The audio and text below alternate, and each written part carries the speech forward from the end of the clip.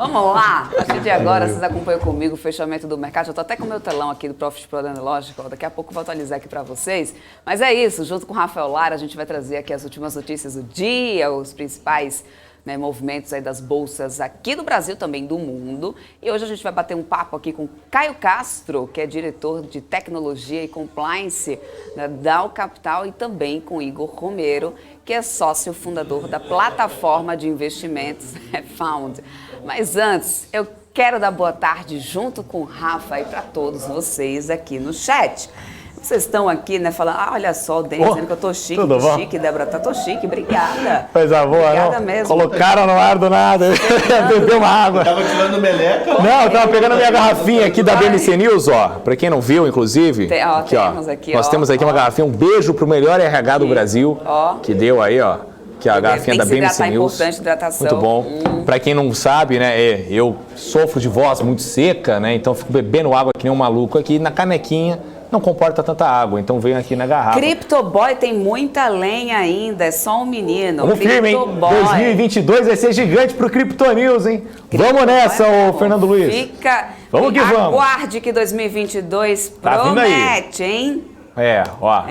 Vai ser bom, hein? Alô, criptomoedas de todo o Brasil, criptomania. Olha aí, boa tarde, MPK. Helder tá aqui, ABRF. Olha, Helder, desde hoje de manhã que eu digo que eu tenho certeza que você tá aí dando pulinhos com essa BRF hoje. Eu tenho certeza absoluta. Cadê? Por quê? Como é que tá a BRF? A maior alta. BRF tá aqui liderando altas desde manhã. Desde manhã que eu falo aqui, tenho certeza que o Helder tá lá dando pulos.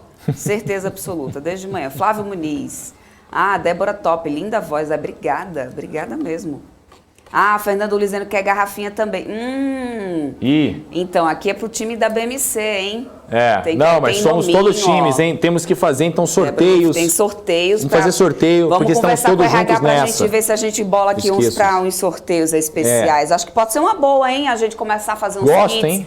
O que vocês acham, gente? Vamos começar a lançar uns kits de sorteio aí. Todo final da semana a gente lançar uns sorteios aqui com kit BMC para os nossos telespectadores. Vocês gostam dessa ideia? Vamos que vamos, poderia ter umas coisinhas legais aí da BMC, pessoal. Mas aí teria que ter, foto com tudinho lá, vocês assistindo a gente, com garrafinha, tal, bonitinho. Vocês veem que a gente usa aqui sempre, né? Porque tem que hidratar, tomar água, tudo bonitinho. Aí teria que marcar BMC, todo mundo aqui, né? Teria que, mais do que justo. A Gisela tá dizendo aqui que sextou, que vai fazer as unhas até 2002, Gisela. Mas Gisela... Até 2002? 2022, desculpa, lá vai eu regredindo, né? 2022, Gisela. Mas 2021, eu ainda tô de volta aqui na programação ao vivo, tá? A minha folga é pro Natal, então, ou seja, dia 27 de dezembro, eu já tô aqui ao vivo. Aí vai ter, como é que você fala, Rafa? Como é Rafa Flix? Vai ter Débora Flix. Débora Flix. O Rafa Flix é semana que vem, a partir de segunda. Débora Flix, a partir 12 horas aí. Então. Eu e Paula Moraes estaremos juntos aí. A gente vai tomar uns processos, porque quando junta aí a Paula, cara, o negócio não presta não. A gente começa, entendeu? A brincar muito. A última vez a gente quase tomou um processinho. Brincadeira, tomamos não. Mas vai ser um prazer enorme, hein? Vamos que vamos. Tamo junto aí no plantãozão de Natal, hein? Como é que será que o Papai Noel vai recompensar a nossa Bolsa Brasileira? Gente, o Denis Salles perguntando se eu sou a favor de ter uma banda fazendo um som na BMC nos intervalos entre uma pauta e outra. Eu sou muito a favor, inclusive, né? Eu faço aula de violão e de canto, para quem não sabe, né? Não canto bem em público, sou péssimo, não teria uma banda. Se Deus quiser, não. Mas o Homem à Fera Júnior Messi e Luiz Messi são grandes músicos do Brasil, né?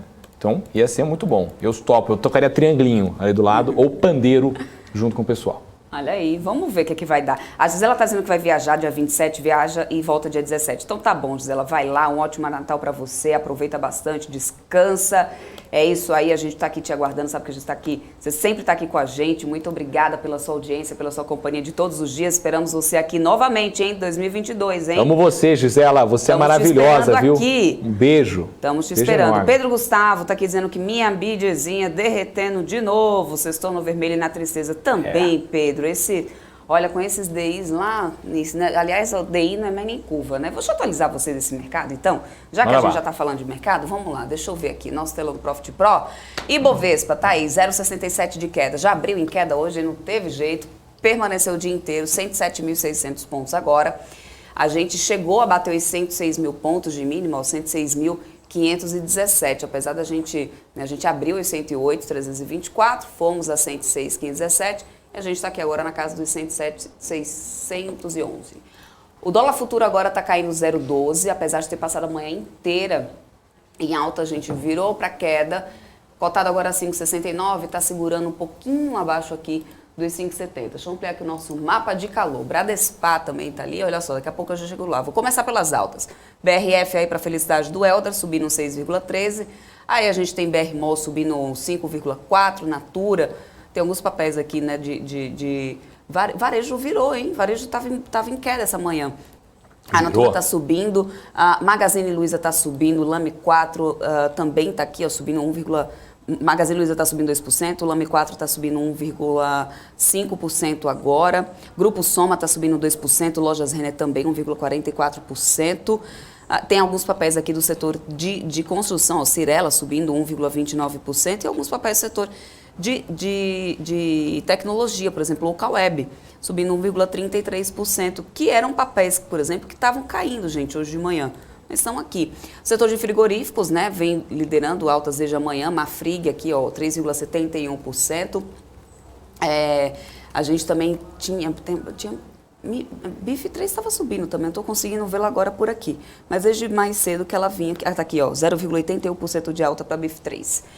Nas quedas, vamos lá, setor de siderurgia e mineração. Apesar da gente ter tido a cotação positiva no minério de ferro aí, lá fora, lá na China, a gente teve tanto nos contratos futuros de Dalian como no porto de Qingdao, todo o setor de siderurgia aí veio caindo bastante, inclusive Bradespar caindo mais de 53% agora aqui no nosso mapa de calor do Profit Pro da Nelogic. E aí é justamente pela Bradespar que a gente vai começar aqui o nosso giro de notícias agora, Rafa, para poder explicar, né? Teve muita gente ficando em dúvida hoje, o que está acontecendo. Até eu, quando começou hoje a programação, eu tomei um susto quando eu vi o que é isso aqui, Bradespar, meu Deus.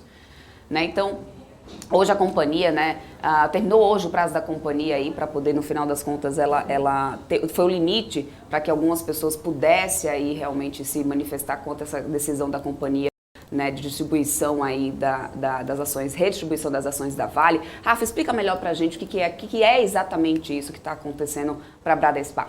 Exatamente, Débora. A Bradespar encerrou hoje o prazo para que os credores pudessem se manifestar contra o seu processo de redução de capital social anunciado no mês de setembro. Esse foi aí uma das dores, um dos fortes motivos, quer dizer, para os papéis da companhia já abrirem deixando um gap de queda. E o que vai acontecer é uma espécie de manobra contábil, né? A Bradespar fará uma distribuição de 41% da sua fatia da Vale por meio de redução de capital. Serão então distribuídas mais de 130 milhões de ações da mineradora na proporção de 0,33 ação de emissão da Vale para cada ação de emissão da Bradespar. Terão direito aos acionistas que são inscritos no registro da Bradespar até ontem, dia 16 de dezembro. E a distribuição das ações será feita no próximo dia 20, Débora. Então tá resolvida a confusão. É isso aí. Se atente nos prazos. É um dos fatores, né, no final das contas. Dizem aí, algumas pessoas estavam até falando aqui no chat hoje, né, Bradespar iria, no final das contas, começar também a apostar em outros ativos, afinal só tinha Vale aí. Vamos ver o que vai acontecer com o Bradespar a partir de então. Eles estão reduzindo a posição em Vale. Essa é a questão. Boa tarde, Rui das Neves, chegando por aqui, dando boa tarde aqui pra gente. Olha que legal, o Rodrigo dizendo assim, ó, não vejo a hora de apontar o meu controle remoto e ver a programação da BMC na televisão. Vem, estamos chegando, 2022. Calma, gente, calma. Vamos falar agora da Enalta Participações, Rafa, que informou hoje que aprovou a perfuração de um poço adicional no sistema de produção antecipada do Campo de Atlanta. O novo poço, que deve entrar em produção no início de 2023, deve permitir um aumento significativo na produção.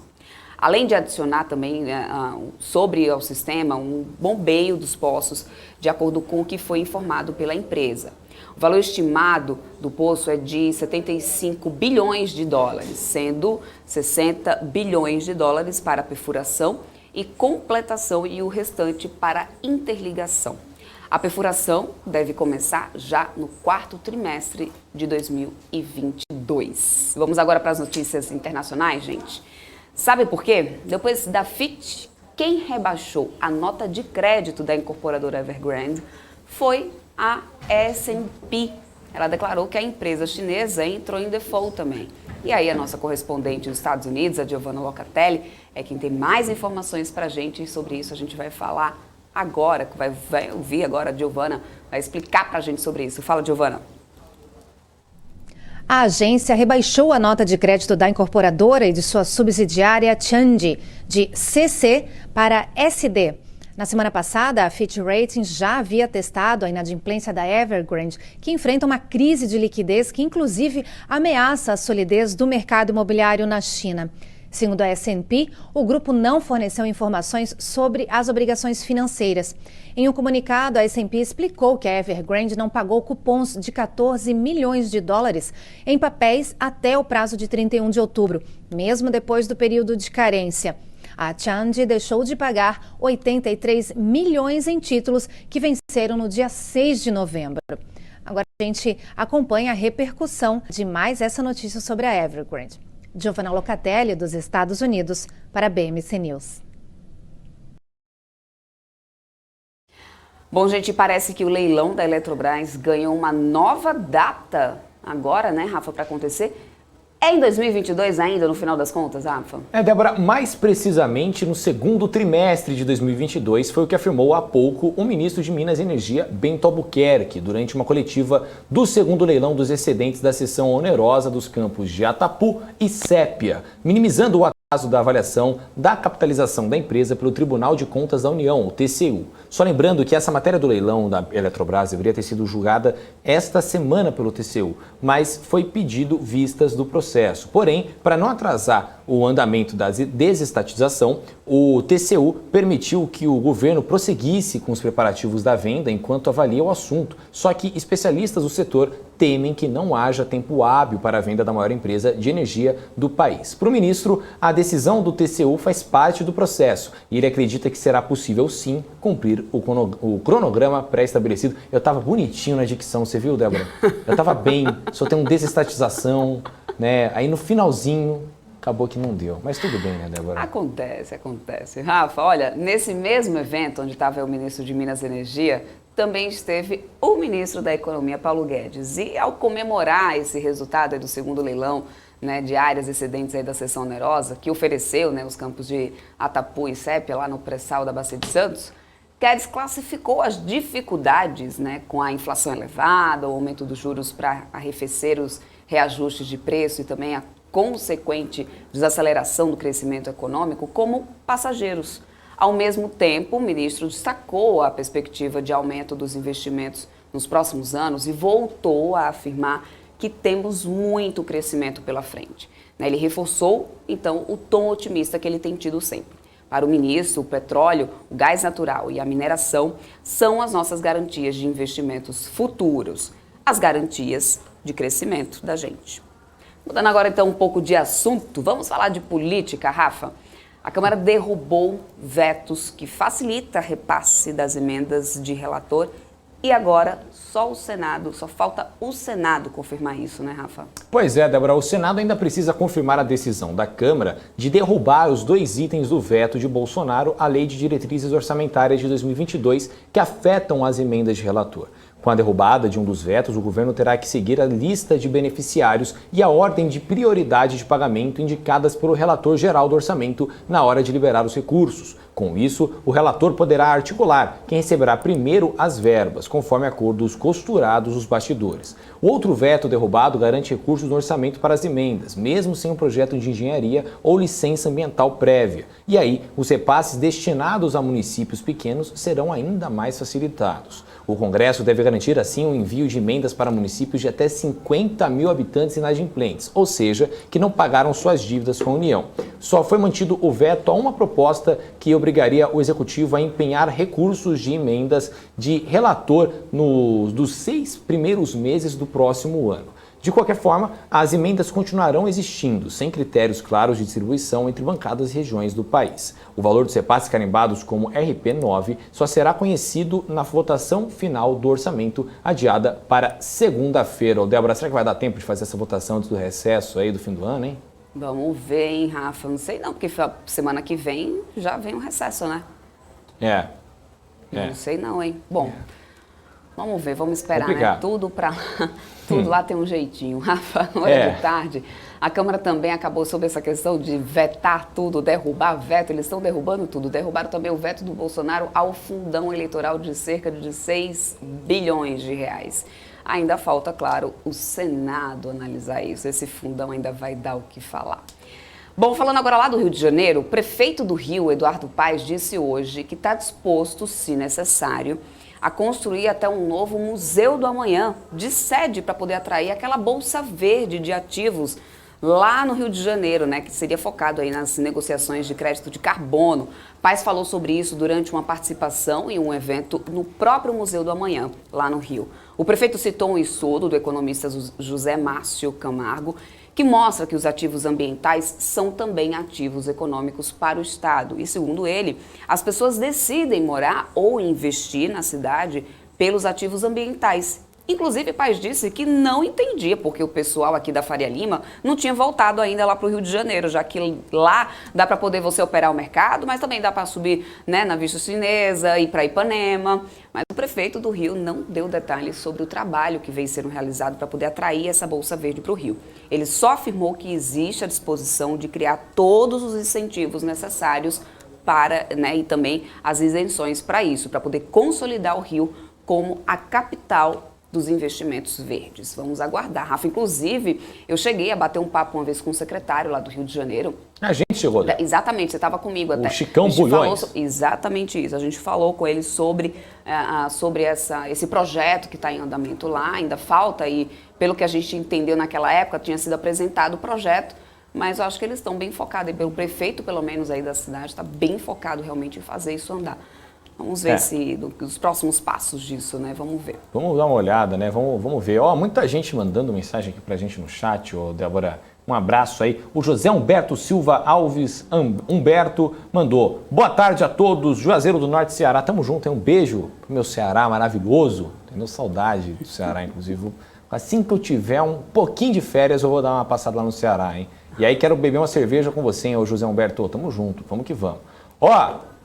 Debs, vamos lá bater um papo aqui com o nosso convidado que já está aqui conosco, hoje está aqui presente conosco, com o Caio Castro, que é diretor de tecnologia e compliance da Dow Capital, que está aqui com a gente no estúdio. Do meu lado, inclusive. Que delícia poder aqui receber pessoas no estúdio, é sempre muito bom, né? Eu sempre falo isso, inclusive.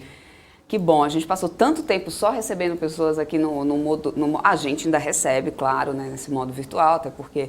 No final das contas, até pela rotatividade, tanta gente que a gente tem aqui de entrevistados, mas é sempre muito bom ter gente aqui presente. Muito obrigada, Caio, por ter vindo aqui, se dispor aí para falar um pouco mais sobre esse estudo aí que vocês têm feito. Muito obrigada e seja bem-vindo. Legal, obrigado pelo convite, é muito bom estar aqui. Show de bola. Caio, o papo aqui ele é muito, muito tranquilo, muito aberto. Então, assim, o pessoal do chat vai mandando mensagem aqui, é todo mundo junto no mesmo barco, então pode ficar tranquilo, eu falo para eles, mandem qualquer pergunta que quiserem, mas tem que ter educação e respeito, obviamente, né, gente, de sempre, porque esse chat maravilhoso nunca errou essa regra, e você tem completa liberdade de falar se quer falar ou não do assunto, enfim, se manja ou não, até porque a gente sabe que economia tem muita coisa para saber. Bom, Débora. Caio, vamos lá. Para começar, né, só explicar, até para poder o pessoal que está assistindo a gente entender um pouco mais. Vocês desenvolveram um estudo sobre a atratividade da Bolsa de Valores brasileira, levando em consideração a cotação dos ativos, a curva de juros, a inflação, né, os resultados de empresas, e formaram aí um índice de 0 a 1. Esse índice começa a esboçar sinais positivos. Então, para a gente entender melhor, né, eu queria entender a aplicação desse índice para alocação de investimentos, entender melhor esse estudo, até para poder também o pessoal começar também a mandar perguntas para a gente aqui, né? Vamos lá entender mais esse estudo. Que direção positiva é essa que ele está começando a mostrar? Fala para nós. Legal, bacana. Bom, então, dá um pano de fundo do que a gente faz, né? Lá na Dow a gente tem uma perspectiva bastante sistemática, bastante técnica de olhar o mercado, né? Então, a gente tenta evitar as notícias de curto prazo, as narrativas que elas sempre existem, né? E tentar identificar se dentro dessas narrativas existe algum componente persistente que a gente pode usar para identificar um bom ponto de entrada e um bom ponto de saída, né? E aí, numa dessas pesquisas, né, que é recorrente lá na empresa, a gente se deparou com um jargão, né, que o pessoal de mercado fala sempre, que a bolsa está barata. Né? O que significa bolsa barata? O que significa bolsa cara? Né? E quando a gente vai olhar assim, as principais métricas que o mercado e os analistas de maneira geral utilizam quando querem utilizar essa narrativa de bolsa barata, né? Eles usam o agregado de preço sobre lucro das empresas negociadas no Brasil. Né? Só que a gente sabe que existe uma série de deficiências de você olhar só esse índice. Né? Então, quando você olha para o Ibovespa em geral, né, a gente tem 1/3 das empresas são empresas focadas em commodities, a gente tem o outro 1/3 em bancos. Né? Então, acaba que a economia mais abrangente, vamos dizer assim, representa apenas 1/3, né? E o componente commodities e o componente bancos são segmentos que trabalham com múltiplos menores quando você está olhando comparativamente a varejo ou a tecnologia, né? Então, não necessariamente um múltiplo mais baixo significa que a bolsa, de maneira geral, está mais barata, né? Então, o que a gente fez dentro de casa? Né? Assim, então, vamos construir o nosso modelo, né? A nossa maneira de precificar se o mercado está barato ou caro, para tentar desenvolver uma técnica de investimento que mais comumente é chamado de market timing. Né? O pessoal brinca assim, investir em ações é muito fácil, né? Basta saber a hora de comprar e a hora de vender. Né? Então, uma das maneiras de você identificar a atratividade da bolsa é identificar se a gente está no início de um bull market, a gente está no final de um bear market, é a hora para aumentar a exposição, é a hora para reduzir a exposição. Então, a gente começou desse jargão, né, de bolsa barata e bolsa cara, a gente começou a entrar nos componentes. Né? Então, vamos olhar preço sobre lucro. Mas não pode olhar para a Ibovespa. Então, a gente constrói o nosso próprio índice para fazer uma ponderação um pouquinho mais equilibrada, né? Para dar um mesmo peso de varejo para commodities e para bancos, para cada um falar um pouquinho da sua história. Né? Mas, além de olhar os componentes micros das empresas, né? Os lucros e resultados de cada uma das empresas que compõem o nosso universo de investimentos, a gente tem que olhar também para o cenário político, para o cenário macro. Né? Então, não basta as empresas estarem mais baratas hoje do que estavam antigamente, a gente precisa olhar também qual que é o custo de oportunidade. Né? Então, é o custo de oportunidade da empresa fazer novos investimentos, é o custo de oportunidade do investidor sair da renda fixa para a renda variável. Né? Então, existe um componente de juros, existe um componente de inflação, existe um componente de risco país, existe um componente macro, um componente de moeda. Né?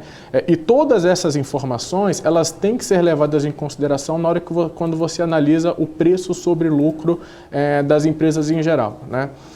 E qual que foi a conclusão, né, desse trabalho? Né? A gente viu aí nesse ano de 2021 uma queda bastante acelerada da Bolsa, né? A gente estava ali no meio do ano próximo de 130 mil pontos e a gente encadeou aí quase que 6 meses de quedas contínuas, batemos os 100 mil pontos, né? Então, e foram pouquíssimos exemplos na nossa curta história de Bolsa que isso aconteceu, né? E, obviamente, assim, a percepção inicial é assim, a Bolsa está ficando cada vez mais barata, né? Mas será que é mesmo? A gente viu no mesmo período, né, os juros crescendo, a inflação subindo, riscos políticos o tempo todo nas notícias, né? E a conclusão que a gente chegou nessa pesquisa é que, na verdade, ela não ficou mais barata. Né? Essa queda aí dos últimos 5 meses, ela é muito mais explicada por esses componentes adversos que foram sendo somados à economia no segundo semestre, né? Mas, como vocês comentaram, esse sinal ele começa a dar alguns sinais de melhora. Né? Então, quando a gente via ali o resultado de junho até novembro, ainda era uma situação neutra para desfavorável, né? E nesse mês de dezembro, em especial nas últimas 2 semanas, parece que as empresas estão numa atratividade tal, né, que a gente já começa a ter bem precificado o que é o risco Brasil e começa a olhar um pouquinho mais de oportunidade. Né? Mas é apenas um dos sinais do que a gente olha, mas que tem dado bastante informação para a gente na hora de fazer essas alocações táticas para aumentar ou reduzir uma exposição, vamos dizer, mais estratégica no mercado brasileiro. Perfeito. Tem muita pergunta já no chat aqui, Caio, então vou trazendo aqui para você Bom, vamos lá. Ó, falando para mandar um alô pro Crato, no Ceará. Um beijo aí, galera de Sua Crato, terrinha. Ceará. Aí, meu Ceará é sensacional, o Ceará é gigante.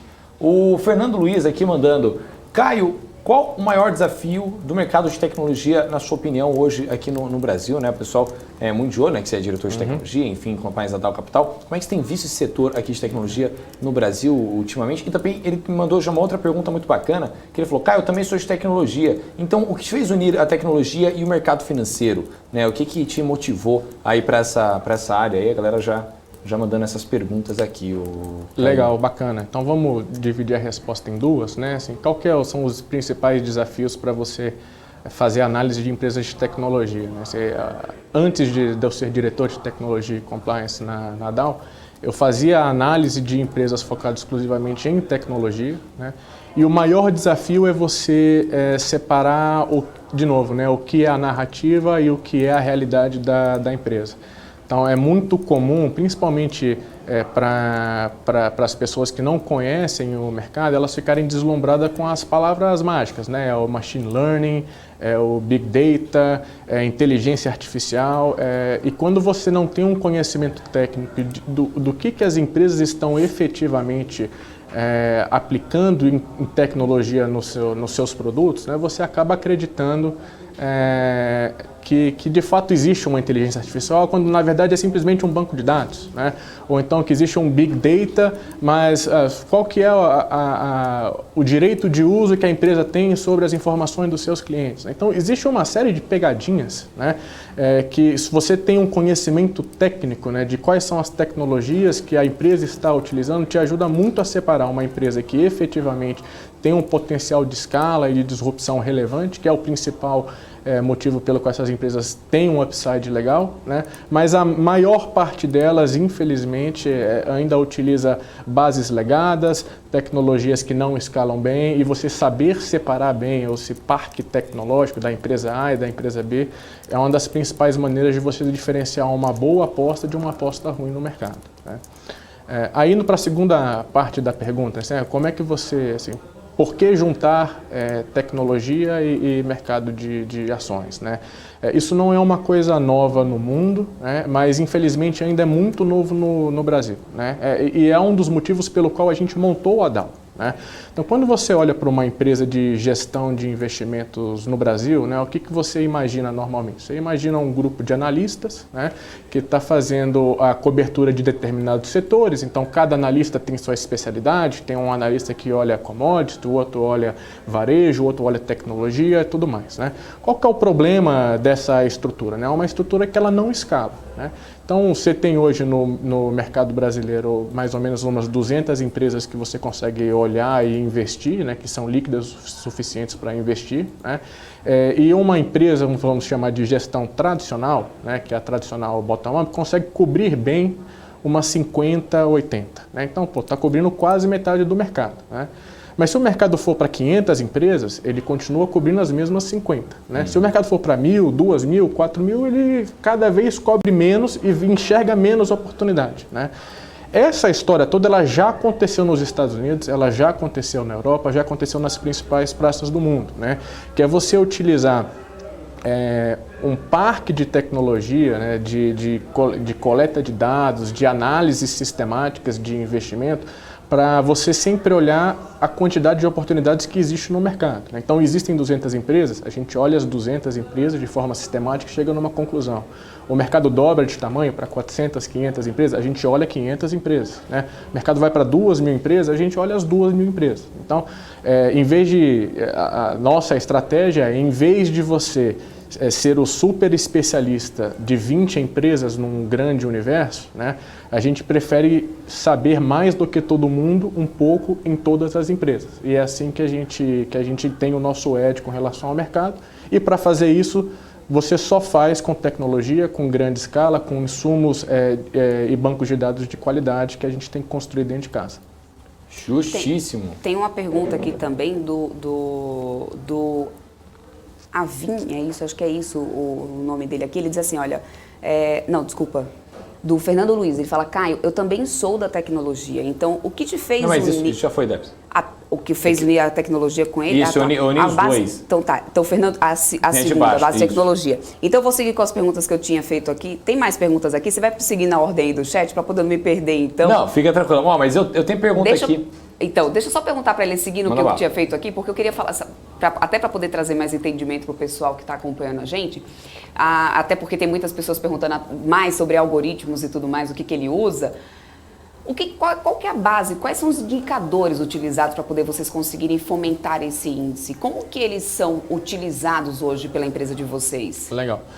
Acho que a gente tem que organizar conversas em 3 grandes famílias de sinais de investimentos, né? Então, quando a gente fala assim, o que é um fundo quant? Né? Um fundo quant pode ser um monte de coisas diferentes, né? Assim, existem quants muito diferentes entre si e mais próximos de um gestor tradicional, por exemplo, né?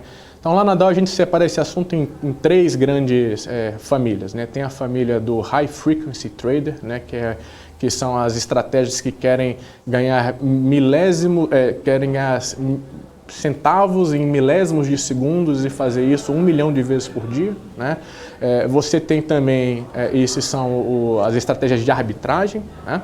Você tem também as estratégias que a gente chama Pure Quant, né? Então é o quantitativo puro, que está buscando anomalias estatísticas que entregam um retorno positivo, né? Então, se tiver um exemplo, comprar na segunda-feira é melhor do que comprar na terça-feira e você tem convicção que essa estratégia funciona para os próximos anos, isso poderia ser uma estratégia de anomalia estatística para um fundo quantitativo, né? O que a gente faz, né? A gente está numa terceira caixinha, que é a caixinha de Factor Investing, né? Ou investimento em fatores de retorno. O que são esses fatores? Fatores são componentes, né? São ideias, são sinais que, com base em fundamento econômico, a gente acredita que justifica manter um retorno positivo no longo prazo, né? E a gente usa N fatores, né? Então, a gente acabou de falar desse fator de atratividade ou não de bolsa, que é um mix, né, de informações que vem das empresas e das informações que vem do macro em geral, né? Mas isso é quase que a cereja do bolo do processo que a gente faz, né? Então a gente é muito mais focado numa análise bottom-up, né, de olhar fundamento de empresas, só que em vez de a gente olhar empresa por empresa, a gente olha os componentes que resultam em retorno positivo para os investidores. Então, por exemplo, um fator que todo mundo olha e acaba não percebendo que isso é fator, né? O fator valor, né? Que é você dar preferência para empresas que estão com negociação mais barata do que empresas caras, né? Existe o oposto também, né? Que é o fator crescimento, né? Que é você apostar, que é o fator que as pessoas também chamam de fator momentum, né? Que é você comprar empresas que estão com tendência positiva de preço, né? E você vender empresas com tendência negativa de preço, né? A gente também tem um componente que a gente utiliza para medir quão estressada está a história de uma determinada empresa, né? Então, quando a gente sabe que tem briga no management, ou então tem alguma situação importante acontecendo na companhia que não necessariamente já se refletiu em dados de balanço, né? Isso normalmente causa uma volatilidade maior do preço das ações, né? Então a gente tem um fator chamado baixa volatilidade. Então a gente prefere empresas que deem menos surpresa para o investidor, né? E a gente meio que se afasta das empresas de alta volatilidade, né? Então você consegue construir sinais que olham tanto o bottom-up das empresas quase como um gestor fundamentalista, né, de olhar resultado das empresas, olhar preço, olhar o balanço, né? Você pode olhar exclusivamente para balanço, você pode olhar para tendência de preço, você pode olhar para volatilidade, isso tudo no bottom-up, né? E na parte macro você também pode construir um monte de sinais. Você pode olhar para sinais de PIB, sinais de inflação, sinais de taxa de juros, sinais de risco país. Qual que é o segredo, né? Assim, é um ponto que eu tinha comentado antes. Tudo isso que a gente faz é quase que senso comum nos Estados Unidos, né? E senso comum na Europa. No Brasil ainda a novidade a gente está trazendo para cá, né? Então é quase que domínio público, né? O pessoal pode pesquisar sobre Factor Investing na internet e vai ter assim, livros e livros e livros de como se faz, né? De onde vem a nossa inteligência? É saber selecionar o que funciona e o que não funciona para o Brasil, né? E você combinar essas informações todas de uma forma inteligente. Você simplesmente pegar 40 sinais diferentes, colocar todos para brigar entre si, você não vai ter nada coerente, né? Você vai ter metade dos seus sinais falando para comprar, outra metade falando para você vender e no final das contas você não ganha dinheiro, né? Então, boa parte da tecnologia é você fazer uma combinação inteligente de forma a potencializar os sinais que estão funcionando melhor, né? E cada vez mais ir tirando relevância daqueles sinais que pararam de funcionar por algum motivo. Perfeito. Tem muita pergunta aqui pra gente no chat, Débora. O Denis Salles aqui mandando. Caio, a criação do app da Melius, Cash 3, que segundo os gestores são a grande aposta para o maior acesso aos programas de cashback da empresa, pode ser um fator decisivo para o crescimento em 2022. Eu acho que ele não só pergunta da Melius, enfim, né, dos jornais, mas do setor de tecnologia no Brasil como um todo também, né? Esse desenvolvimento de programas aqui dentro do Brasil para incentivar as pessoas a entrarem na tecnologia, né, e conseguir encorpar esse mercado de tecnologia ultimamente no Brasil. Você tem alguma opinião sobre isso?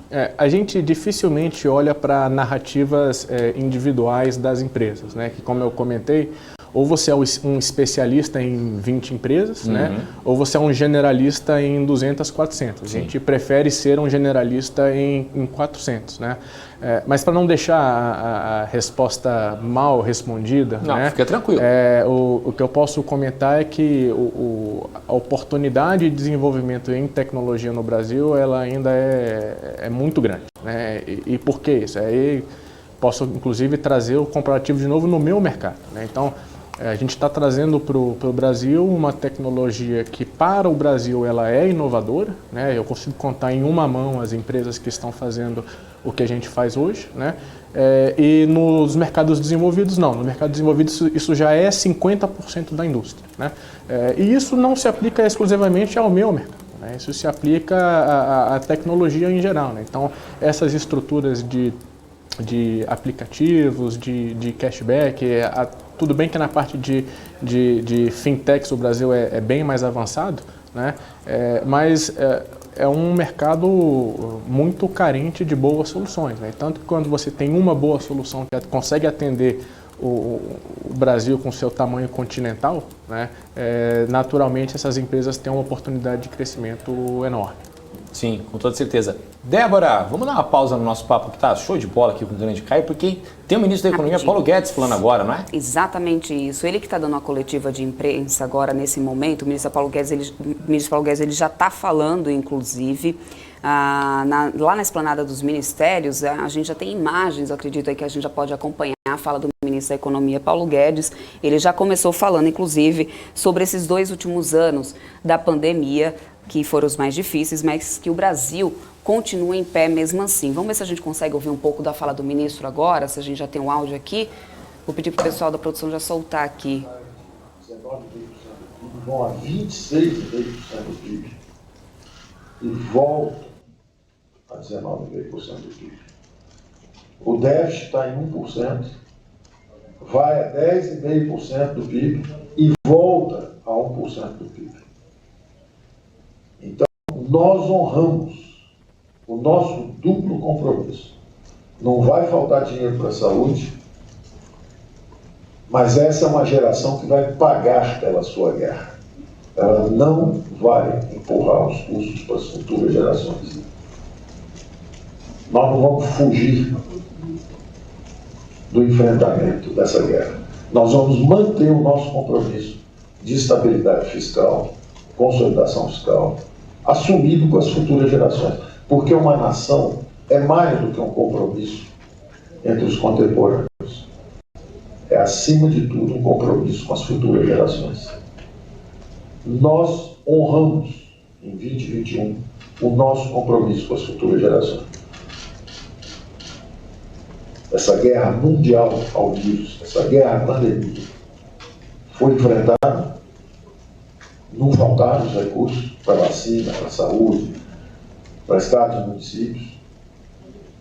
E ao final da guerra, nós estamos gastando 19,5% do PIB como gastávamos antes. Nós estamos com déficit em 1% do PIB como nós estávamos antes. E a dívida PIB, que os pessimistas, os oposicionistas, o bom é que agora as campanhas políticas estão sendo postas, então com os alinhamentos dos economistas a gente vê todo mundo que já estava militando antes. O economista A já está com o candidato A, o economista B com o candidato B, o economista C com o candidato C. Então nós já sabemos agora quem estava fazendo críticas construtivas, quem estava fazendo críticas realistas e quem estava só jogando pedra. Porque a dívida PIB não é 100% do PIB, é 80% do PIB. O PIB não caiu 10%, caiu 4%. A economia voltou em V, não era um V de virtual, imaginação do ministro. O desemprego está de novo em 12,6%, estava em 12,4% quando a pandemia chegou. E o PIB está onde estava quando a pandemia chegou. Então, o primeiro grande, eu diria, desafio vencido foi exatamente esse de manter a estabilidade fiscal, manter o regime fiscal. Saímos do regime durante o orçamento de guerra e no ano seguinte estávamos gastando a mesma coisa de novo. E estávamos com o déficit no mesmo lugar que estava antes da guerra começar. Então, eu diria que a primeira grande entrega da economia, o balanço anual, as ações de 2021, eu diria que foi o seguinte: colocamos o Brasil em pé, reduzimos o desemprego, criamos 3 milhões de novos empregos, o PIB cresceu 5%, ou seja, voltamos em V, alta velocidade, saindo do fundo do poço, e estamos na mesma situação fiscal que estávamos antes. Aliás, eu diria melhor, o governo federal está na mesma situação. Mas nós não respeitamos só o compromisso com os futuros, nós também protegemos os contemporâneos. Todos os estados e municípios estão em situação melhor hoje. Tem duas possibilidades. Os 5.500 prefeitos melhoraram extraordinariamente suas gestões nos últimos 12 meses. 26 estados, secretário da Fazenda, melhoraram extraordinariamente suas gestões, ou houve um pacto federativo funcionando, que é algo que sempre esteve conosco desde o início. Desde o início, nós sabíamos, antes da pandemia chegar, que nós tínhamos um compromisso com mais Brasil, menos Brasil. Um compromisso de pacto federativo. Não é acidente que nós fizemos a Lei Candir, depois de 20 anos estacionada por aqui, descentralizando recursos. Não é acidente que nós fizemos a sessão onerosa, que estava parada também desde 2014, não havia entendimento entre o ministro da Economia, ou das Finanças, ou da Fazenda, e o ministro de Minas e Energia, e muito menos o entendimento de fazer uma transferência voluntária da Federação, do governo federal, para os estados e municípios. Foi o que nós fizemos no primeiro ano nosso. Quando a pandemia chegou, os mesmos princípios atuaram todo o tempo: descentralização de recursos, combate, fortalecimento da rede descentralizada de saúde. Então, nós acreditamos numa economia de mercado e na ação social com políticas públicas descentralizadas. Podem ser formuladas federalmente, mas são implementadas de uma forma descentralizada.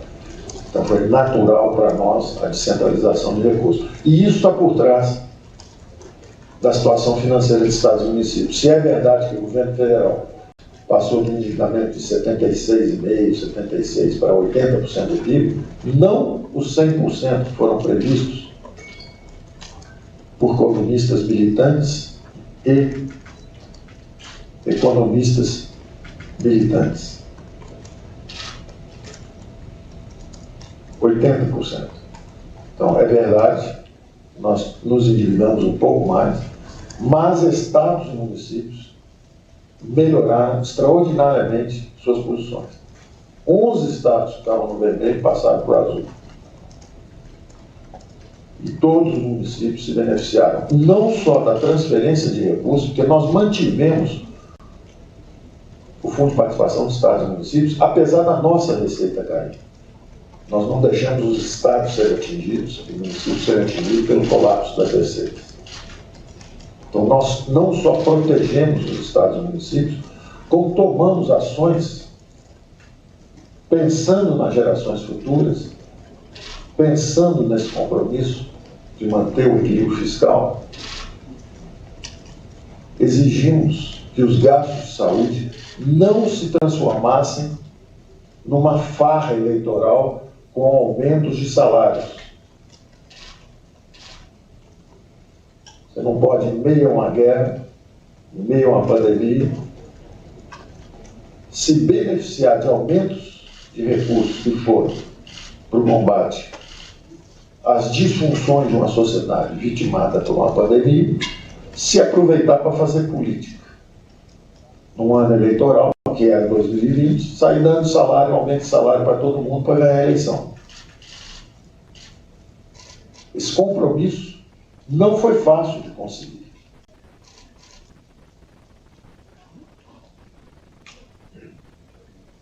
A Câmara de Deputados não assegurou esse compromisso, o Senado não assegurou esse compromisso, a liderança do governo não assegurou esse compromisso e o presidente da República assegurou esse compromisso, aos 47 do segundo tempo.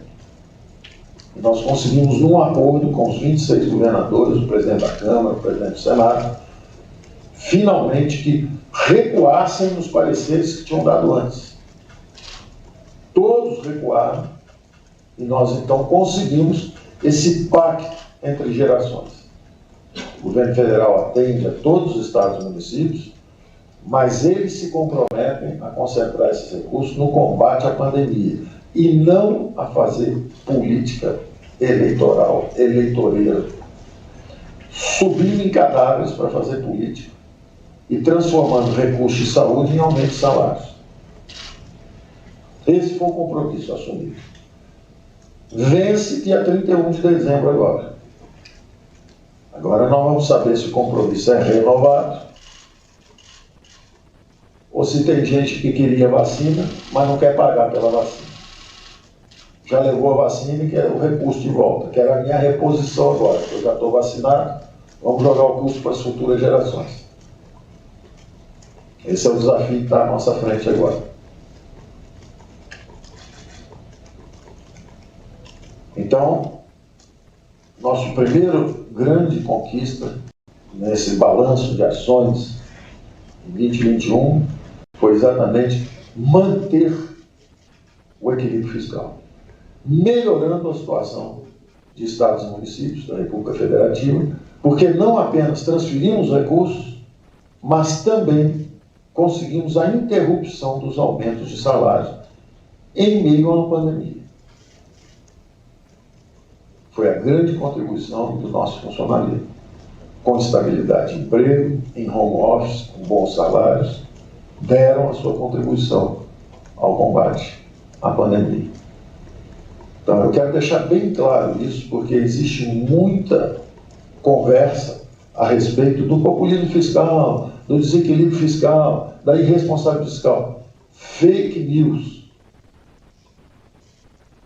Onde é que está o populismo fiscal? O governo está gastando 19,5%, que é o mesmo nível que gastava antes da pandemia chegar. Onde é que está o populismo fiscal de um governo que tem um déficit de 1%, que é o mesmo déficit que tinha antes da pandemia chegar? Nenhum outro país de dimensão econômica grande, Singapura é um país, na verdade, é uma cidade-estado. À exceção de Singapura, nenhum país fez um ajuste fiscal. Então, a declaração do ministro Paulo Guedes aí um pouco, bom, como a gente já esperava, né, Débora, já um pouco mais Ele sempre tem enérgico. mantido um tom otimista nas falas dele, né, Rafa? Não é de hoje, aliás, mais cedo até a gente trouxe aqui na nossa programação a fala dele já hoje mais cedo, né, junto no evento que ele estava participando com o ministro de Minas e Energia, que ele reforça esse tom dele mais positivo, inclusive, né, até para o futuro aqui do Brasil, dizendo que a gente tem aí um crescimento garantido aqui no país. Eu até estava vendo aqui algumas falas, deixando aqui separado, aqui falando que aqui a gente teve uma arrecadação quebrando recordes, a arrecadação forte que só há arrecadação forte quando o PIB está forte. Agora, o curioso é que ele diz que a gente está quebrando recordes, não só de inflação, mas o PIB também, né? Aí ele fala da Alemanha, que na inflação também tem Alemanha, Estados Unidos e China, né? Aí ele fala, é o governo Bolsonaro, outros governos também não enfrentaram a maior pandemia da história. Nossas políticas econômicas estão dando resultado. Aí, quanto a essa questão do PIB, né? Realmente, tá tendo inflação em todo quanto é de lugar, em outros países também, até porque, afinal de contas, realmente tem um cenário de pandemia, isso aí a gente não pode, né, deixar de falar. Mas, se a gente lembra nessa questão do PIB, e assim, me corrijam se eu estiver errada, mas o que eu tenho visto é várias casas aí, inclusive no mercado, revisando projeções de PIB, né, aí para frente. Ou seja, acho que alguma coisa algo não está conduzindo aí nessa visão. Eu não consigo entender onde que ele vê tantas projeções assim, né, tão positivas assim, porque se estou vendo, na verdade, todo mundo reduzindo projeções de PIB, por exemplo, para o ano que vem. Exatamente. Né? Débora? Onde que está isso daí? Né? Isso que eu fico me questionando. Mas, enfim, o ministro Paulo Guedes continuou falando, inclusive sobre esse positivismo. Ele fala sobre essas questões, né, dessas riquezas naturais que a gente tem, disso ser realmente também, ele começou falando sobre isso, mais cedo ele também já tinha falado sobre petróleo, mineração, sobre o gás, que isso tudo é nossa riqueza, inclusive a nossa proposta é a nossa garantia de crescimento aqui no país. Ele continuou falando ali o discurso dele não terminou, não encerrou, a gente vai ficar acompanhando para ver se a gente vai ter ainda algum outro destaque de relevância. A gente traz isso com certeza aqui para vocês, caso seja necessário, né? Mas até então, essa foi a participação, tem sido aí a fala do ministro Paulo Guedes, agora lá em Brasília, né, Rafa? Exatamente. Bom, mas vamos voltar com o nosso papo aqui com o grande Caio Castro aqui, que não é o ator da Globo, mas também é muito legal de se conversar, viu? Quer dizer, não é mais ator da Globo, né? Ele saiu lá da Globo aqui. Muita gente, inclusive, o pessoal falou, peraí, Caio Castro? Tá vindo o galã da novela? Aí eu falei, não, peraí, calma, calma lá, vou falar de tecnologia hoje, dar o capital. Fiquem calmos aí, não, porque o pessoal já ia começar a brigar aqui, o Caio já ia falar, não, galã de novela eu não admito aqui, não. Eu brinco que é muito, é bom para marcar jantar. Muito bom. Porque quase nunca tem lugar no restaurante. Não, mas é pro Caio Castro, eles dão aí um vai, jeitinho. Aí vai. É sério? Oi, eu sou amigo aqui do Caio Castro, queria marcar pra ele. Você jura? Gera uma expectativa na hora que você chega no restaurante, mas aí na hora o pessoal fica um pouquinho chateado, né? Eu tenho que dizer. Mas funciona. Muito bom. Pô, isso deve ser sensacional. Boa essa, hein? Olha, boa essa pauta deve ser muito boa. Agora, o Caio, bom, a galera mandou mais pergunta aqui pra gente no chat. E o Adilson, ele veio aqui com o Adilson Lima Gonçalves veio aqui com uma pergunta muito, muito interessante. Caio, você pode definir pra gente o que é uma empresa tech? Porque hoje parece que todo mundo virou tech. Né? Todo mundo, né? Magalu virou tech, aí comprou um monte de coisa, virou tech. Banco Inter pode ser tech, mas é bancário também. Aí você tem também TOTUS, aí Cash 3. Então, na sua visão, como é que o investidor consegue aí diferenciar, né, o setor tech do outro? Uma empresa tech, realmente do setor tech, de uma outra empresa? Essa é uma excelente pergunta. Eu acho que é como se você pensasse há 300 anos atrás, né, que é uma empresa industrial, uma empresa agrícola. Você pode fazer indústria de absolutamente tudo. Né? Isso é o que está acontecendo hoje. Né? Você vê tecnologia para o agronegócio, você vê tecnologia para bancos, tecnologia para varejo, tecnologia para tudo. Né? A tecnologia nada mais é do que uma ferramenta. Né? É uma ferramenta para você ganhar escala, é uma ferramenta para você acessar novos mercados. Né? Então, eu acho que é quase que sem volta o fato de que todas as cadeias produtivas, né, desde a produção de commodities, né, o trem que leva o minério de ferro da Vale para o porto, né, até assim, vamos usar as palavras mágicas, né, até um Big Data, Machine Learning, tudo isso é tecnologia. Né? Então, eu começaria por aí. Assim, não dá mais para separar o que é um setor tech e o que é um setor tradicional. Você tem que olhar todos os segmentos da indústria, procurando quais são as iniciativas de tecnologia que aquele determinado segmento está desenvolvendo, que vai causar um diferencial competitivo com seus competidores, né? Agora, existe um nicho, né? Assim, os players puros de tecnologia, né? Geralmente são aqueles em que você está ou desenvolvendo ferramentas de tecnologia para terceiros, né? Ou então que você tenha um business assim, com alta escalabilidade num mundo virtual, como internet, como um VR, né? Então, isso ainda a gente ainda consegue separar, né? Mas acho que o mais importante de separar o que é setor de tecnologia e o que não é tech, né? É a gente perceber que, na verdade, todos os setores hoje eles estão com uma investida muito forte em tecnologia, né? A ponto de não fazer muito mais sentido você tentar criar essa distinção. Você pode ter uma empresa de commodities, né, uma empresa agrícola, com um parque tecnológico muito mais avançado do que uma empresa que se diz de tecnologia, né? Então, se o investidor ele quer fazer essa procura, né, de onde é que está as melhores empresas tech, né, eu recomendaria para ele para abrir o leque, né, e olhar todos os segmentos de indústria e ver em cada um dos segmentos e comparar segmento com segmento, né? Então, já que tudo é tech, né, vamos olhar para a agricultura e vamos tentar identificar das empresas de commodities agrícolas qual que tem a melhor tecnologia versus os peers, né? No varejo, qual que é a melhor empresa de varejo do ponto de vista de tecnologia frente aos peers. E aí, por diante, né? Se você entende que tecnologia é um driver importante para aumento de escala, aumento de eficiência, acho que faz mais sentido você comparar dentro do próprio setor do que você tentar separar o que é tech e não tech sem olhar para a realidade de cada caso. Perfeito. Então, aí a resposta para a pergunta do grande Adilson aqui com a gente. O investidor desqualificado veio aqui com uma outra pergunta aqui para a gente. Aproveitando o tema de tecnologia, quais são as empresas no mundo que o Caio vê como bastante promissoras no ramo de semicondutores? De preferência, alguma small cap ou de médio porte. Aí, tá vendo? Eu te falei, são perguntas de tudo quanto é tipo. Aliás, entendeu? essa questão dos chips semicondutores, né, é um problema, se tornou um problema de cadeia assim, mundial, né? E agora as pessoas estão tentando, acho que, se mover aí de tudo quanto é de lugar para poder descentralizar isso lá da China. Acho que nunca aconteceu o que tem acontecido agora, né, Caio? Na questão de semicondutores, isso é uma coisa que eu posso falar essa é a minha pesquisa própria. A gente utiliza muito pouco dessa informação para a construção de sinais de investimento, mas pelo fato de eu gostar de tecnologia, eu acabo acompanhando bastante o mercado, né? Então, especificamente para semicondutores, o que me preocupa mais hoje é a cadeia de produção de indústria de base, né? A produção do silício, a construção do que eles chamam dos wafers, né? Que é meio que a matéria-prima para você desenvolver qualquer tipo de processador, ou de placa gráfica, etc, etc. E já existe um gargalo aqui, né? A consequência disso é que hoje você, como a gente acabou de comentar, né, tudo é tecnologia, né? Então tudo precisa de semicondutores e a gente tem uma indústria que está muito concentrada na mão de poucos players, né?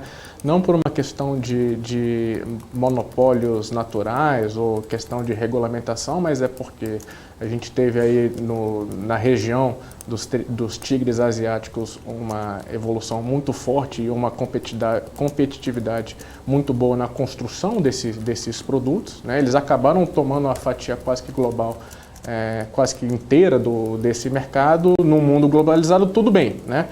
Mas quando a gente começa a enfrentar restrições logísticas por conta de Covid, por conta de intervenções políticas mesmo, né? A gente percebe que aquilo que funcionava muito bem até 2019 deixou de funcionar de 2020 para cá, né? E como todo mundo utiliza semicondutores de uma maneira ou outra, seja em máquinas, seja em computadores, seja em câmeras, etc., você acaba tendo um gargalo muito grande, né?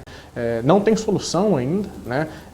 Acho que as empresas que hoje estão bem posicionadas, né, como uma Qualcomm da vida, elas estão basicamente com os livrinhos de vendas cheios para os próximos anos sem quase que nenhum tipo de problema, né? Devem ter uma capacidade de remarcação de preços bastante interessante, porque a demanda está 5, 10 vezes maior do que eles são capazes de construir, né? Mas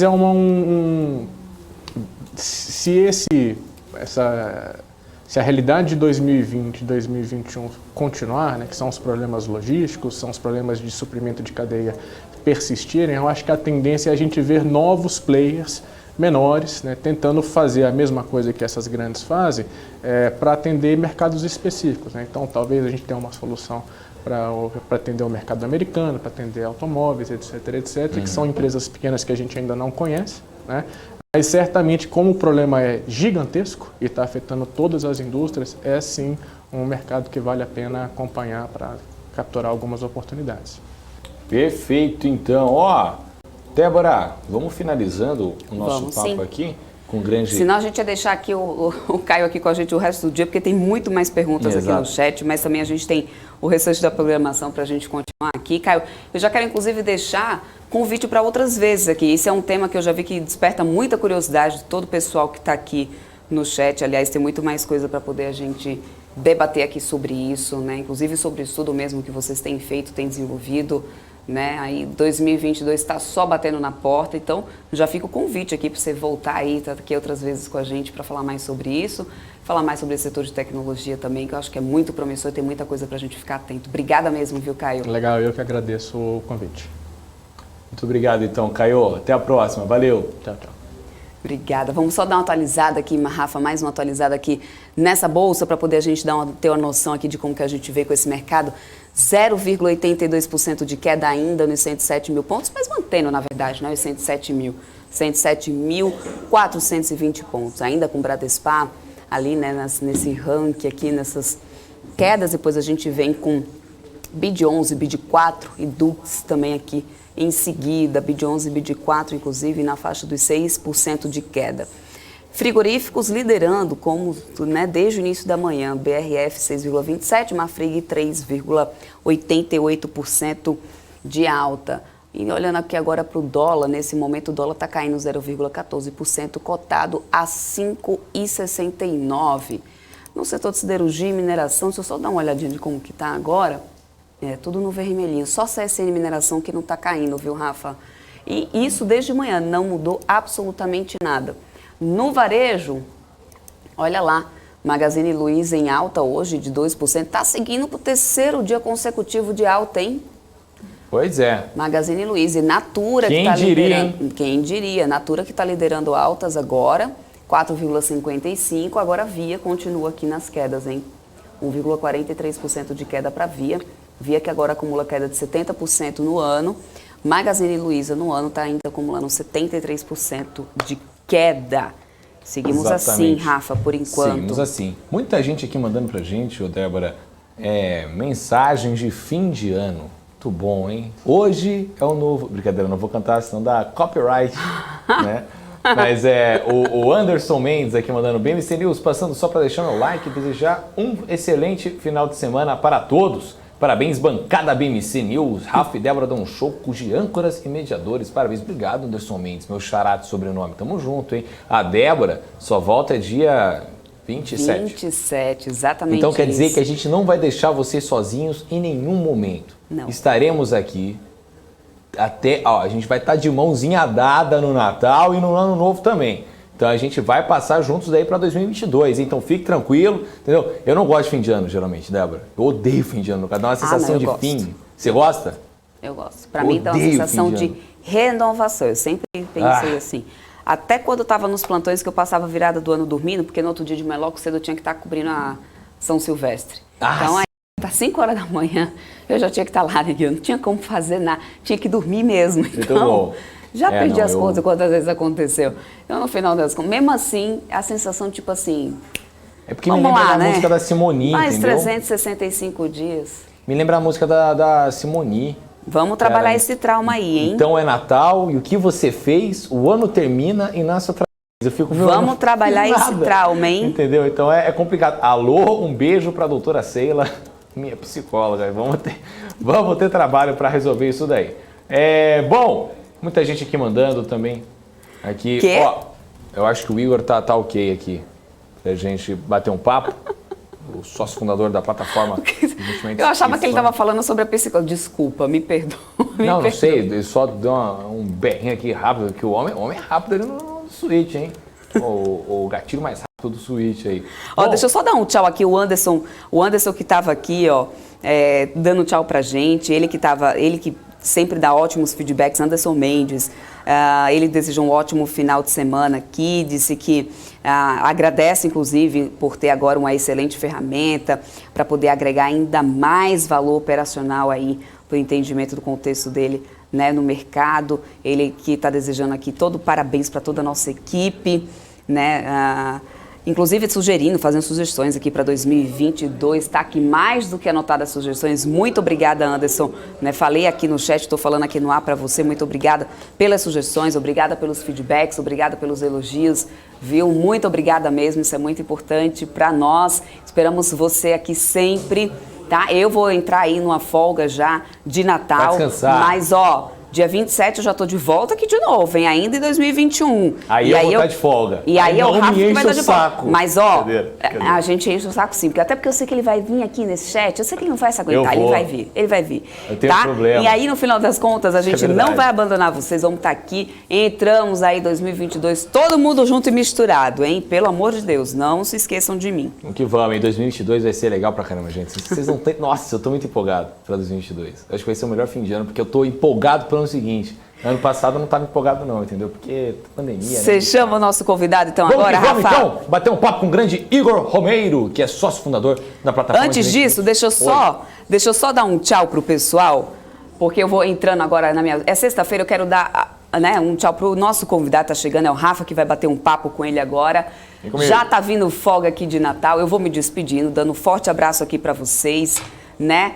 Espero vocês no dia 27 de dezembro. O seu Rafael Lara vai continuar aqui. O Henrique está dizendo, Débora, vai fazer falta. Não diga isso, por favor, eu fico de coração partido. Não faz isso, não faz isso. Tem o Rafael Lara aqui que manda muitíssimo bem.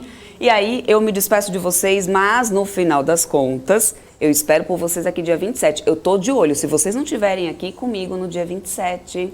Ai, hein? Tô de olho, hein? Espero por vocês, gente. Muito obrigada pela companhia de sempre. Rafael Lara, a partir de agora é com vocês. Muito obrigada a todos. Tchau, Obrigado, Debs. Um beijo aí. Boa folga aí pra você, mulher. Você merece. Igor, vamos que vamos então bater um papo aí. Você que é fundador de uma plataforma de financiamento e investimento em startups, né? Aí então podemos aí dizer que o investimento em startups no Brasil, ele ainda está um pouco, como eu posso dizer, nichado ainda, ou você está vendo aí agora uma ampliação do interesse do mercado aí, né, no desenvolvimento dele aqui no Brasil? Ô, Igor, como é que você está avaliando esse cenário aqui no Brasil ultimamente?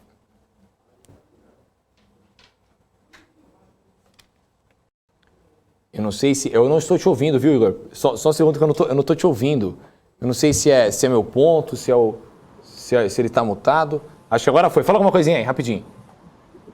Foi? Tá escutando? Agora sim, agora foi. Show de bola, Igor. Desculpa, vamos que vamos então. Eu também estou escutando. Prazer falar contigo, Rafael. Obrigado pelo convite. Boas férias para a Débora, porque férias sempre é bom, né? Verdade.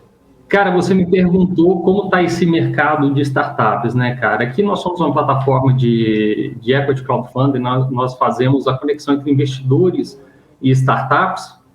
Nós temos uma tese de investimento, mas aqui no Brasil esse mercado ainda está engateando, tá muito no início comparado com os Estados Unidos, onde você já tem uma maturidade muito grande, mas aqui ainda no Brasil é muito cedo para esse mercado, está começando a evoluir agora com a abertura desse acesso dos investidores, pessoas físicas, para as startups, né? Então, Esse mercado, esse ano, a gente teve uma captação muito boa comparado com os outros anos. Ano passado, a gente teve uma captação no primeiro semestre de mais ou menos 96 milhões, e esse ano a gente já bateu 130 milhões, alguma coisa, tá? Do primeiro semestre. A gente pensa e está esperando que a gente vai finalizar o ano aí perto de 180 milhões de captação em rodadas de startups no estágio de pré-seed e seed, tá? Então, esse mercado está muito bom, está evoluindo cada vez mais, e aí, o acesso a investidores aí, eles estão buscando cada vez mais a diversificação dos seus investimentos, a diversificação da sua carteira de investimento para startups e ativos alternativos, Rafael. Perfeito, Igor. Ó, só para te explicar, inclusive, a política da casa, ela é muito tranquila. Então, assim, o pessoal no chat vai mandando as perguntas que tiverem aí, porque a gente tem muita gente assistindo a gente, muita gente que tem muito interesse em tudo, eles são igual eu, assim, é tudo eclético, né? Adora todos os assuntos aí, então vão mandando as perguntas, contanto que, obviamente, né, mantendo respeito, educação, enfim. E você tem total liberdade para falar se manja ou não do assunto, porque a gente sabe que tem muita coisa na economia para ser abordada, então não tem nenhum problema mesmo, é para realmente ser uma roda de conversa, ser uma ponte com o investidor aí mesmo, para a gente ir junto nessa. Então eu queria saber um pouco sobre você, Igor, sobre como é que está esse atual momento no mercado de startup com as novas decisões macroeconômicas, né? A gente está tendo essa atual taxa de juros mais altos, né? Também a gente está tendo aí uma aversão ao risco dos investidores e uma alta rentabilidade também da renda fixa. Você está vendo algum impacto nos investimentos em relação a isso? Porque eu fico muito imaginando, né? Quando a gente vê Ibovespa sofre. Small cap, então, sofre mais ainda quando esse tipo de coisa acontece, porque os investimentos saem. E startup, então, que está mais embrionário, teoricamente vai sofrer mais. Ou não, a galera vai aproveitar justamente para aportar mais? Rafael, no começo do ano, quando a gente tinha uma taxa baixa de juros, veio muito investidor migrando da renda fixa para variável. Tanto é que a Ibovespa bateu em 4 milhões de CPF, saindo de 800 mil há 2 anos atrás. E com essa queda da taxa de juros, muita gente buscou ativos mais interessantes. Que não foi o que foi o caso das startups, né? Muita gente veio para o mercado de investimento de startup porque, ao longo prazo, a médio e longo prazo, e a gente está falando entre 3 a 5 anos, traz um retorno muito bom de investimento, tá? Na casa de 5 a 7 vezes de múltiplo de investimento. Quando a Selic começou a voltar a subir, a gente até ficou um pouco preocupado dos investidores fazer a debandada para a renda fixa novamente. Porém, muitos continuaram a investir em startup, tá? A Bolsa caindo, Bovespa caindo, Selic subindo, e a gente falou, o pessoal vai debandar de novo para a renda fixa, que tá ficando mais interessante. Mas não, o pessoal continuou investindo em startups, aumentando o aporte em startups, e fazendo cada vez mais rodadas, mais investimentos, e com isso a gente até deu um tiro no pé achando que seria uma queda nos investimentos, mas não, se mostrou consistente, muita gente entrando. Agora no final do ano, em dezembro e janeiro, deve dar uma diminuída por questão das férias, né, todo mundo viajando, mas no ano que vem deve voltar com muita força, tá? O que a gente espera ano que vem, Rafael, é que bata aí na casa de 200 a 250 milhões de reais em investimento em startup neste nível entre pré-seed e seed que a gente investe em startups, tá? Só para você ter uma noção aí, o que a gente chama de pré-seed e seed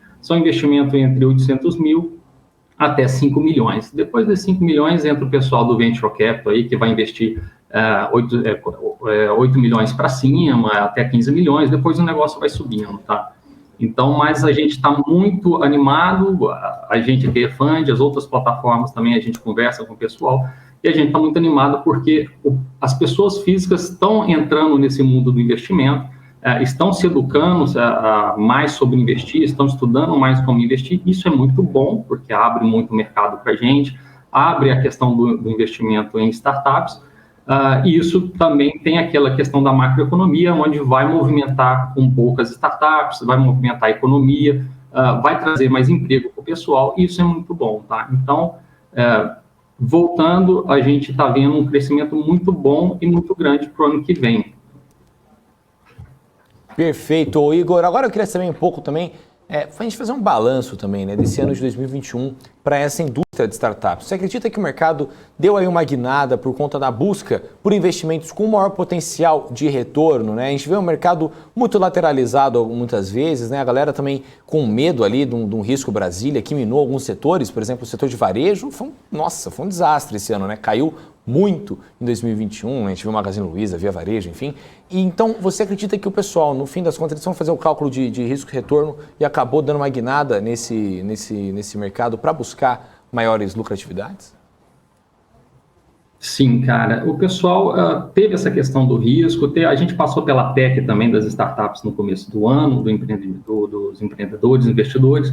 Tinha muita gente com medo dessa aprovação da PEC, que no final se tornou muito bom para a gente, tanto para empreendedor quanto para investidor, que mitiga o risco dos dois lados. E o pessoal começou a buscar muito mais alternativas de retorno, né? Para só ter uma comparação, em 2015, se não me engano, a gente estava falando de um múltiplo um tempo de retorno, assim, quando a gente tem um investimento em startups, de 6 a 8 anos, num múltiplo de 5 a 7 vezes, né, o valor investido. Então, um exemplo básico aqui, se você investisse R$5.000, entre tua média de retorno seria de 6 a 8 anos, e você ganharia aí R$5.000 a R$7.000 de investimento, tá? Hoje, esse retorno está entre 3 a 5 anos, esse tempo médio de retorno. E os múltiplos estão se tornando muito mais interessantes. Então, na casa de 7 a 10 vezes e batendo, às vezes, 15 vezes o dinheiro investido. Então, isso está muito bom, tá, Rafael? Então, o pessoal está buscando esse tipo de investimento em ativos alternativos, tá? Isso também é bom porque você consegue diluir a tua carteira de investimento, você consegue diluir o risco dela. Por se tratar de um investimento de alto risco, você pode perder o teu dinheiro se a startup quebrar, porém, quando vem a rentabilidade, ela é muito boa e compensa, tá? Falando um pouco aqui da parte, já que você perguntou, da busca por esse retorno, falando um pouco aqui da diversificação, o que a gente aconselha para os nossos investidores, tá? A gente tem uma base, mais ou menos uns 2.000 investidores dentro da plataforma. Pode parecer pouco, mas para esse mundo de startups é uma coisa muito grande, tá? Visto que ano passado a CVM ela lançou um relatório onde tinha apenas aí 8.000 investidores cadastrados.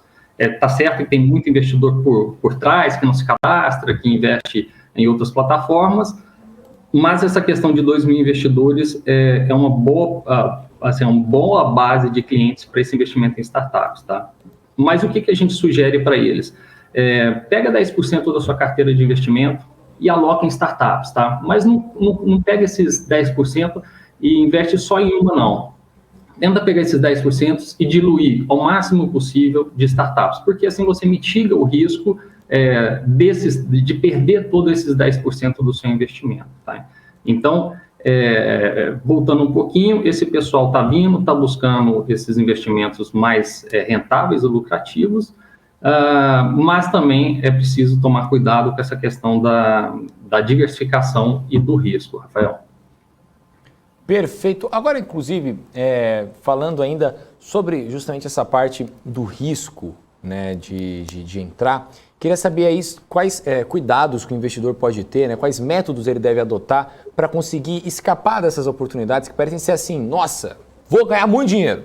Né? Toda vez que tem muito dinheiro, eu sou ressapiado porque eu sou filho de mineiro. Mas assim, como é que você indicaria para um investidor tomar ali os cuidados? Quais filtros você acha que ele deveria tomar para conseguir escapar de alguma cilada, né? Como já diria, inclusive, o pagode maravilhoso do Grupo Molejo? Rafael, se você é arisco porque é filho de mineiro, eu sou mineiro, tá? E eu invisto já há muito tempo em startups, há 6 anos.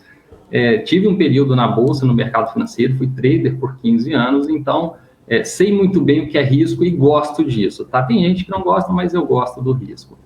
O que o investidor ele pode procurar saber, Rafael?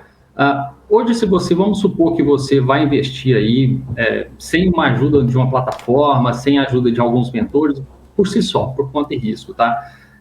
Primeira coisa, você tem níveis de investimento que você deve saber que você vai entrar. Por exemplo, você quer arriscar muito dinheiro, você quer arriscar pouco, você deve construir uma tese de investimento. O que consiste na tese? Você, por exemplo, você é do meio da mídia, você tem muita facilidade em conhecer esse mercado de mídia, tá? Então, o que a gente procura indicar? Invista no mercado que você conhece, seja ele de TI, de financeiro, de direito, jurídico, o que seja, tá? Procure investir nesse mercado porque é onde você já conhece, tá? Ponto 2, qual é o tamanho do seu investimento? Você vai investir 10 mil reais? Você vai investir 100 mil reais? Então, dilua ao máximo possível esse tamanho do seu aporte. E aí, quando você parte da escolha da startup, você tem que analisar algumas coisas. O problema que ela resolve, tá? A gente aqui gosta muito de olhar qual é o problema que a startup do Rafael está resolvendo. É um problema grande, é um problema pequeno? É um problema muito fácil, é um problema muito difícil, tá? Qual é o nível de barreira que ele tem? Tem uma outra empresa com muito dinheiro que possa entrar e tomar conta do mercado na frente do Rafael? Não sei. Primeiro a gente olha isso, tá? Qual é o tamanho desse mercado e do problema que ele vai resolver. Depois a gente começa a olhar com que forma ele vai resolver esse problema. Ele diz que vai resolver o problema, vamos supor, da gasolina. Tá, mas com que forma você vai resolver isso, tá? É um negócio viável, é uma coisa maluca? Ninguém sabe. Então a gente começa a entender a parte do problema dele, da solução dele. Depois a gente olha para o tamanho do mercado, tá? Esse mercado é grande, é pequeno? Não sei, vamos analisar, vamos estudar isso primeiro. E aí a gente, depois definido esses 3 pontos, a gente começa a olhar para o time de empreendedores, tá? Esse cara, ele é um empreendedor que caiu do céu agora e decidiu empreender, ou ele já tem uma história de empreendedorismo atrás? A gente começa a estudar um pouco ele. Quem é a equipe dele? Ele tem sócios? Esses sócios se complementam? E o time? Como é o time? O time é bom? O time é ruim? O pessoal tem um background bom do time dele ou não tem? Então a gente começa a olhar para o time dele, se tem sentido, se não tem. Ele é um bom líder, não é? Quem é o líder da empresa que vai puxar o pessoal? Porque quando você começa numa startup, você precisa ter alguém motivador nessa startup, porque é tanto problema que, às vezes, a motivação acaba, vai para o ralo muito rapidamente. Então, a gente procura ver toda essa parte dos fundadores, do time, quem são, o que eles estão fazendo, como que eles conseguem resolver esse problema. Passado por isso, por essa fase tanto do problema, da startup, do time, a gente vai um pouco para o crescimento da startup. Ela está crescendo muito rapidamente ou não? Ela está só na ideia? Ou está no papel? Ou o cara acabou de abrir a empresa e está buscando dinheiro para colocar o produto no mercado, que é o tal do MVP que a gente fala, né? Que é o mínimo produto viável para ela funcionar. Então, a gente começa a analisar essa série de fatores. Então, se o investidor ele vai investir sozinho, o que a gente sugere? Olha o teu dinheiro, cria uma tese de investimento, se você vai investir em startups no papel, se você vai investir em startups que já estão faturando, ou você vai investir em startups que já estão lá na rodada lá de 10 milhões para cima. Você quer fundadores, você quer fintech, você quer, por exemplo, Lautech, que é do meio jurídico. Então, começa a definir esses pontos, tá? Que isso vai ser como se fosse uma bússola, um roteiro para você conseguir investir no startup e acertar uma startup legal. Aí depois você passa para a parte dos fundamentos da startup, se ela está faturando ou se não está. Se ela já está faturando, esse faturamento é bom? Ele já bateu break-even? Não bateu break-even? Ou, por exemplo, qual foi o crescimento dela no passado? Foi grande? Foi pequeno? Então, tudo isso você começa a se municiar.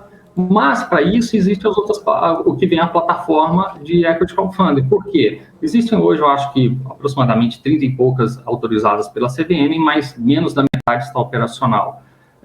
E aí, como que essas plataformas atuam? Ela faz todo esse trabalho de analisar startup, analisar mercado, fundadores, financeiro, jurídico, contábil. A gente dá um apanhado geral, 360 na startup, não deixa nada fora, para passar para o investidor uma segurança de investimento. Então, se ele olha lá, se ele entrar, por exemplo, na nossa plataforma, fizer o cadastro e pegar uma startup, ele vai ter acesso a toda a documentação dela, jurídico, contábil, financeiro, vai conhecer os fundadores da startup, vai ter contato com esses fundadores da startup, para poder conversar com ele, perguntar, tirar dúvida. Esses fundadores fazem lives durante a rodada de investimento, e isso eles tiram muitas dúvidas com os fundadores, e assim eles ficam um pouco mais seguros e mais tranquilos para poder investir o valor nas startups, tá? Então, hoje a plataforma faz esse trabalho pelo investidor que ele não precisa ter, porque leva tempo, tá?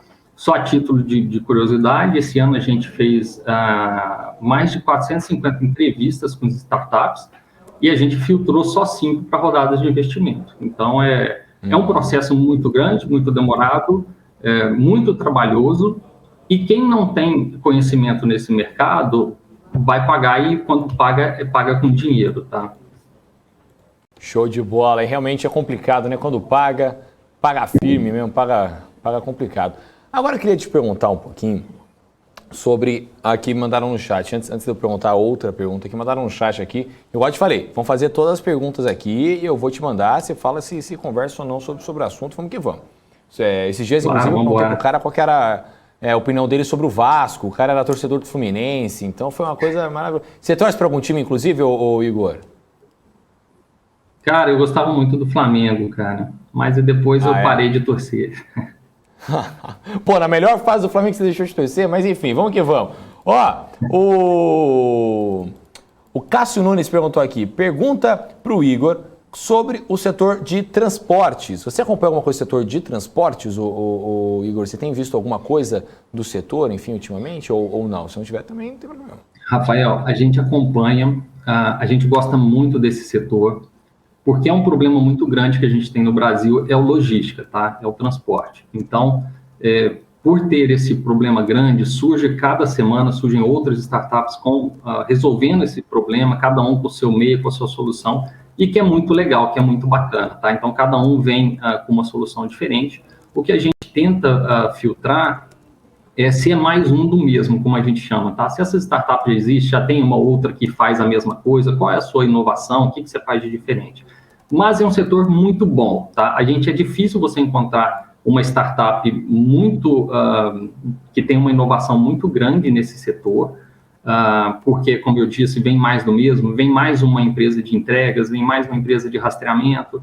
A gente está conversando com uma startup muito legal agora, que o fundador criou uma tagzinha que você consegue medir a velocidade da carga, você não precisa colocar essa tag no pallet inteiro, você pode colocar numa caixa que você acabou de comprar no e-commerce, e você coloca essa tagzinha, ela mede a velocidade, mede a temperatura, mede a altitude que está essa caixa, ela faz tudo, cara, até se a caixa teve algum impacto ou não, e isso pode danificar o seu pertence lá dentro, o seu material. Então, a gente está olhando para ela, muito legal, é possível que a gente vá fazer um investimento com ela e trazer investidores para fazer investimento, porque ela resolve uma solução muito grande, tá? Em pouco tempo de atuação, aí mais ou menos 1 ano, ela teve um crescimento muito grande, fechou contratos muito grandes com empresas muito grandes. Então, isso mostra tanto aquilo que eu falei da parte de encontrar uma startup que resolva um problema bacana, quanto o crescimento dela.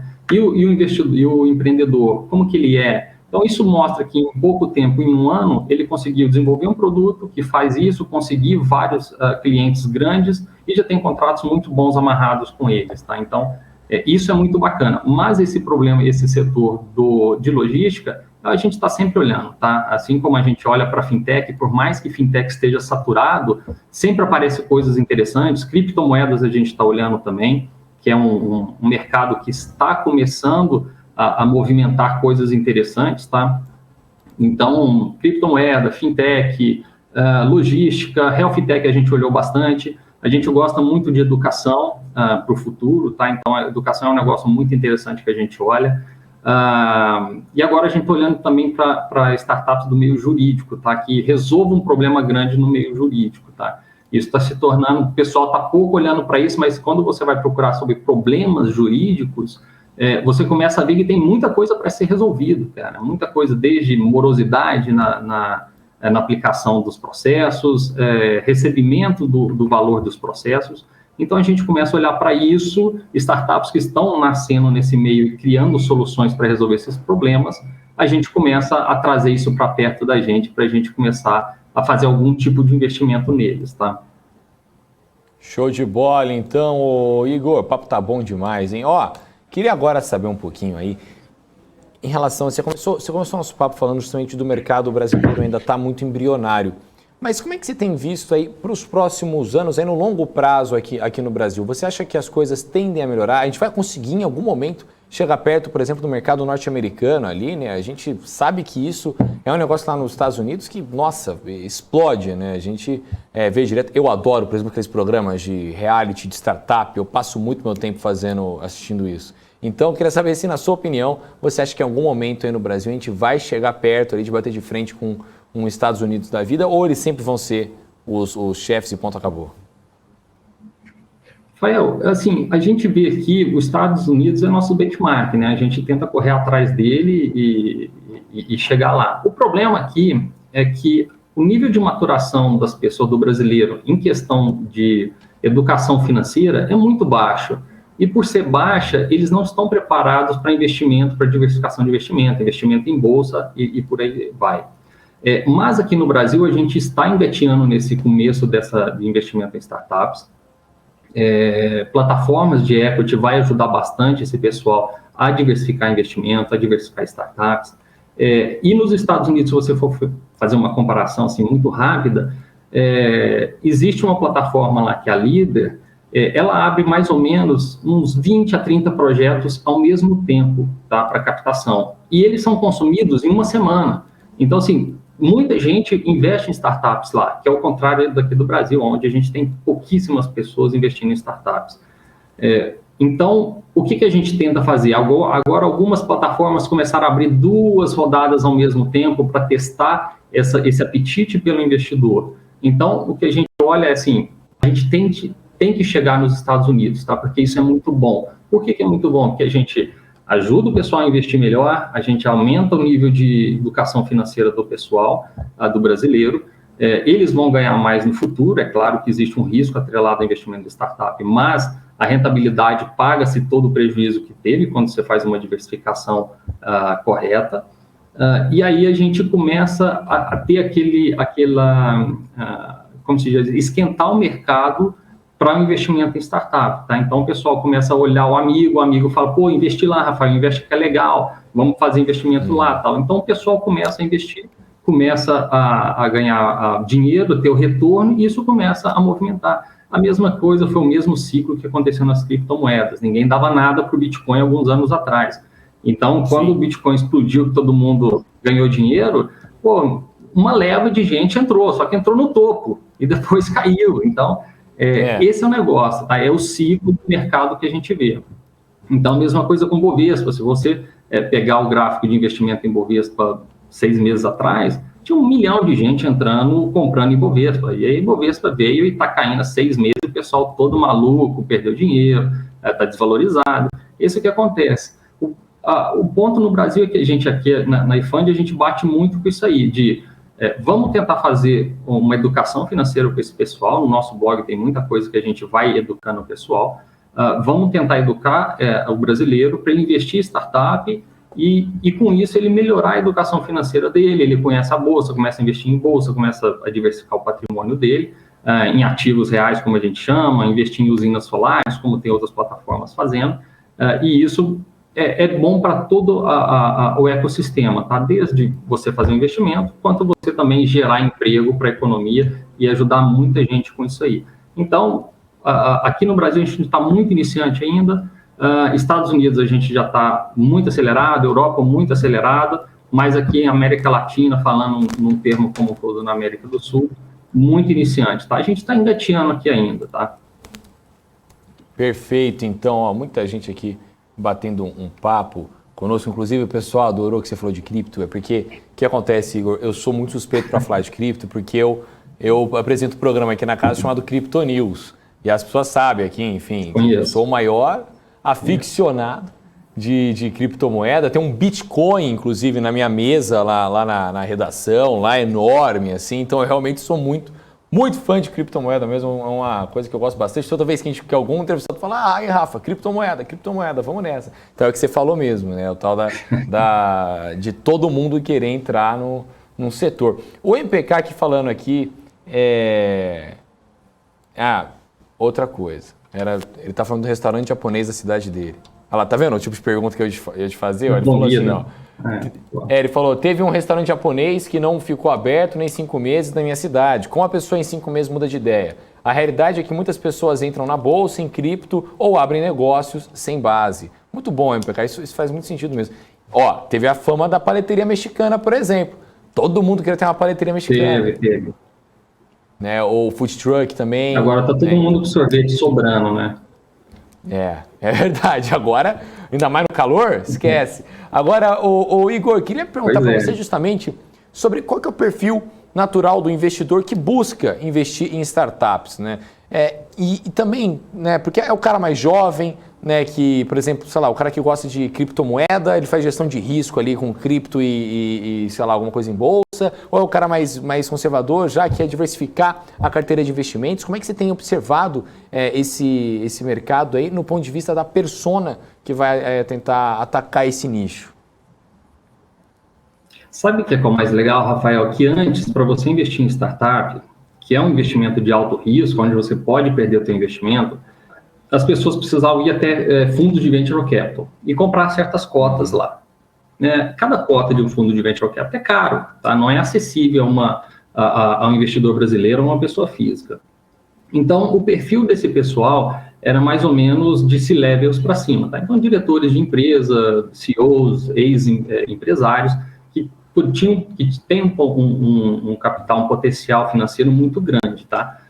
Com a abertura dessa questão do investidor anjo, da popularização da startup e de plataformas de equity, você está vendo assim, o pessoal descendo na base da pirâmide para poder investir. Então, hoje você tem plataformas que podem investir de R$1.000 acima, tem algumas até que abriram com R$500, projetos de R$500, e isso dá uma acessibilidade para 1 milhão de gente, né? Você traz o Brasil inteiro para poder investir em startups.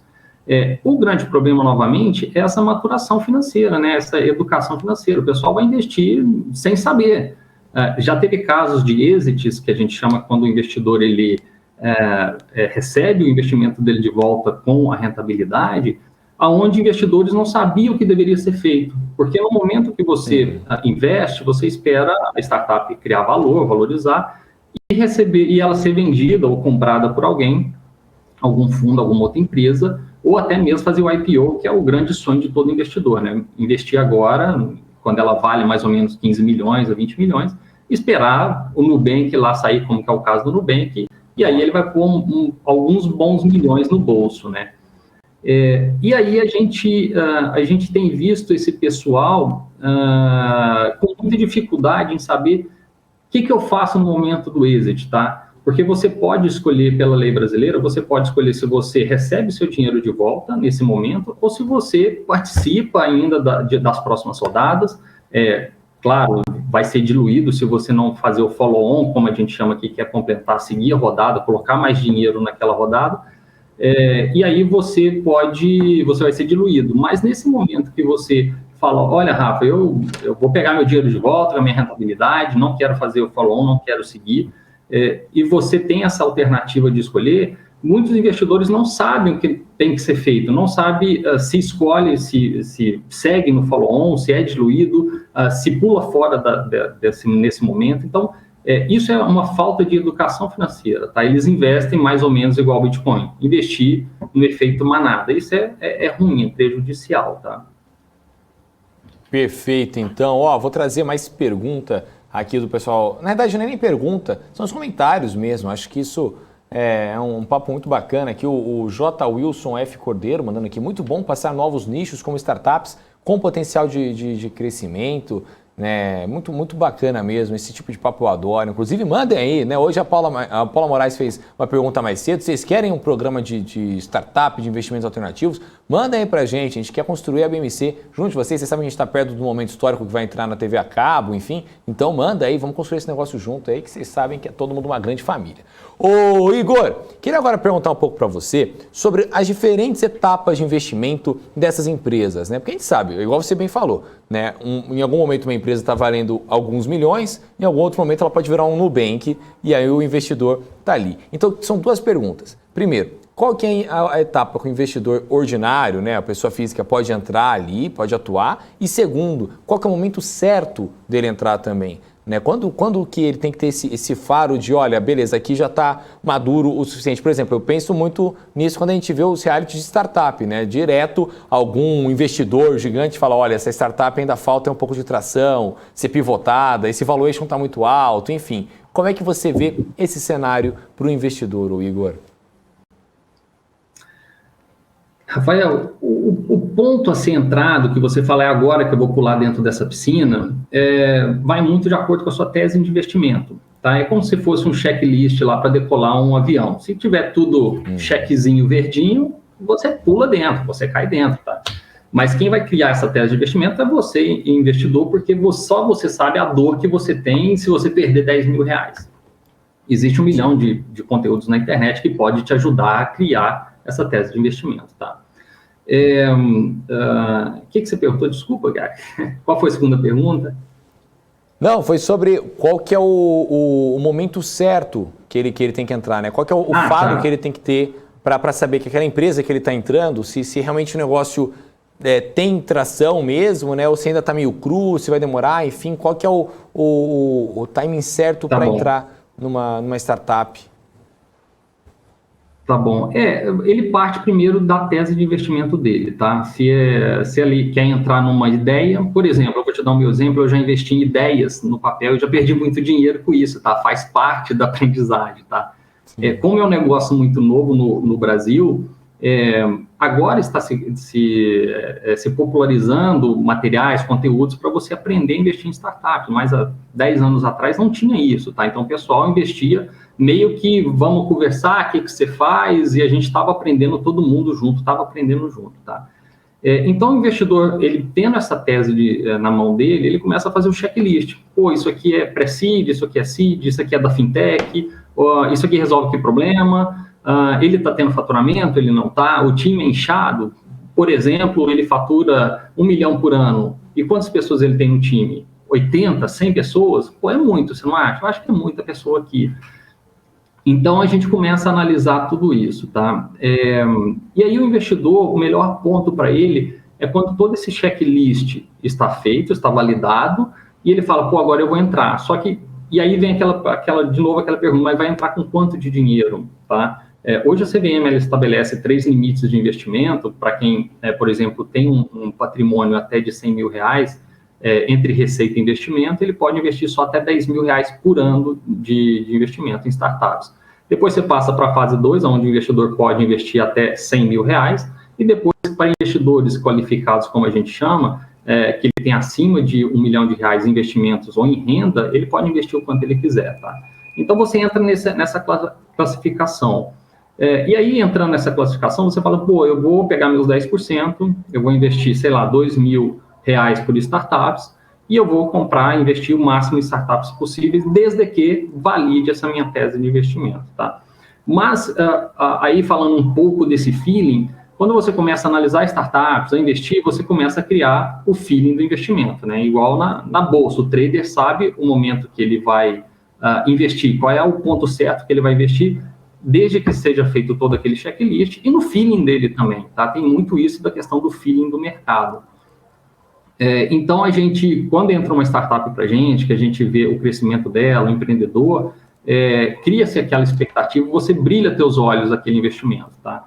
Eu posso te dar um exemplo da última rodada que nós fizemos, de uma empresa do Rio de Janeiro, de benefícios flexíveis, e que o empreendedor, no caso, ele abriu uma empresa com 15 mil reais em 2019, esse ano ele vai fechar com 3 milhões de faturamento, já break-even há muito tempo, tem um lucro muitíssimo bom, e ele faz tudo isso, esses 3 milhões, com 9 pessoas no time. Você fala, pô, isso brilha os olhos do investidor, tá? Aí ele vai falar, pô, o que é o teu produto? Tá?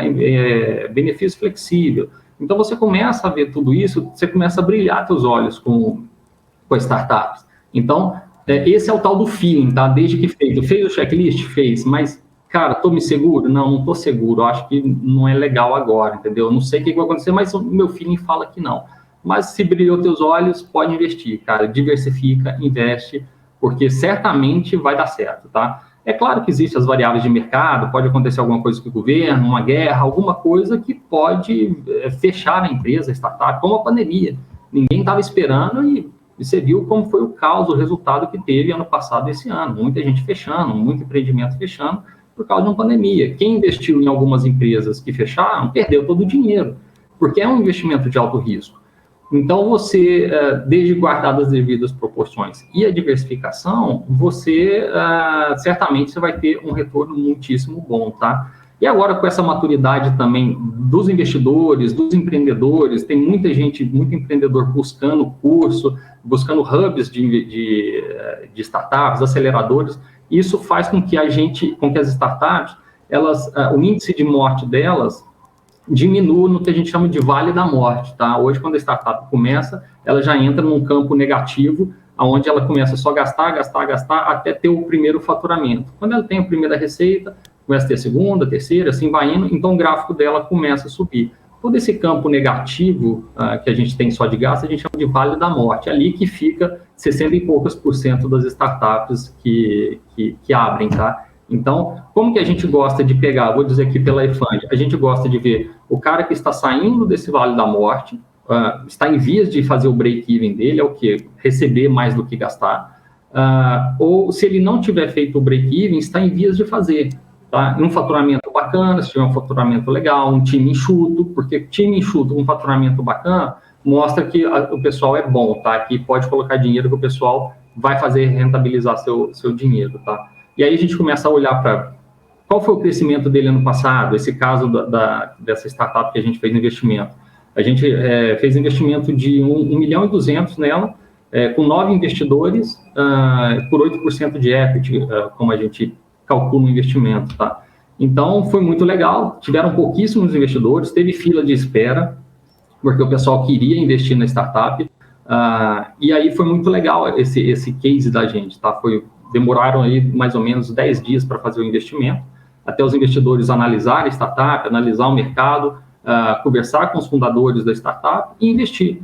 Então, isso é legal, mas quando eles conversavam com o fundador, o pessoal falava, pô, gostei, vou investir, e é muito legal, muito bacana, e assim ele criava mais uma experiência, tinha aquele feeling de mercado de investir, e caía para dentro, como a gente fala, tá? Eu mesmo fui um dos investidores dessa startup, tá? Show de bola, então, Igor. Tem pergunta aqui do investidor desqualificado que veio aos 45 do segundo tempo, mas veio. O gol tá valendo, tá dentro do jogo, tá valendo. Mandou aqui.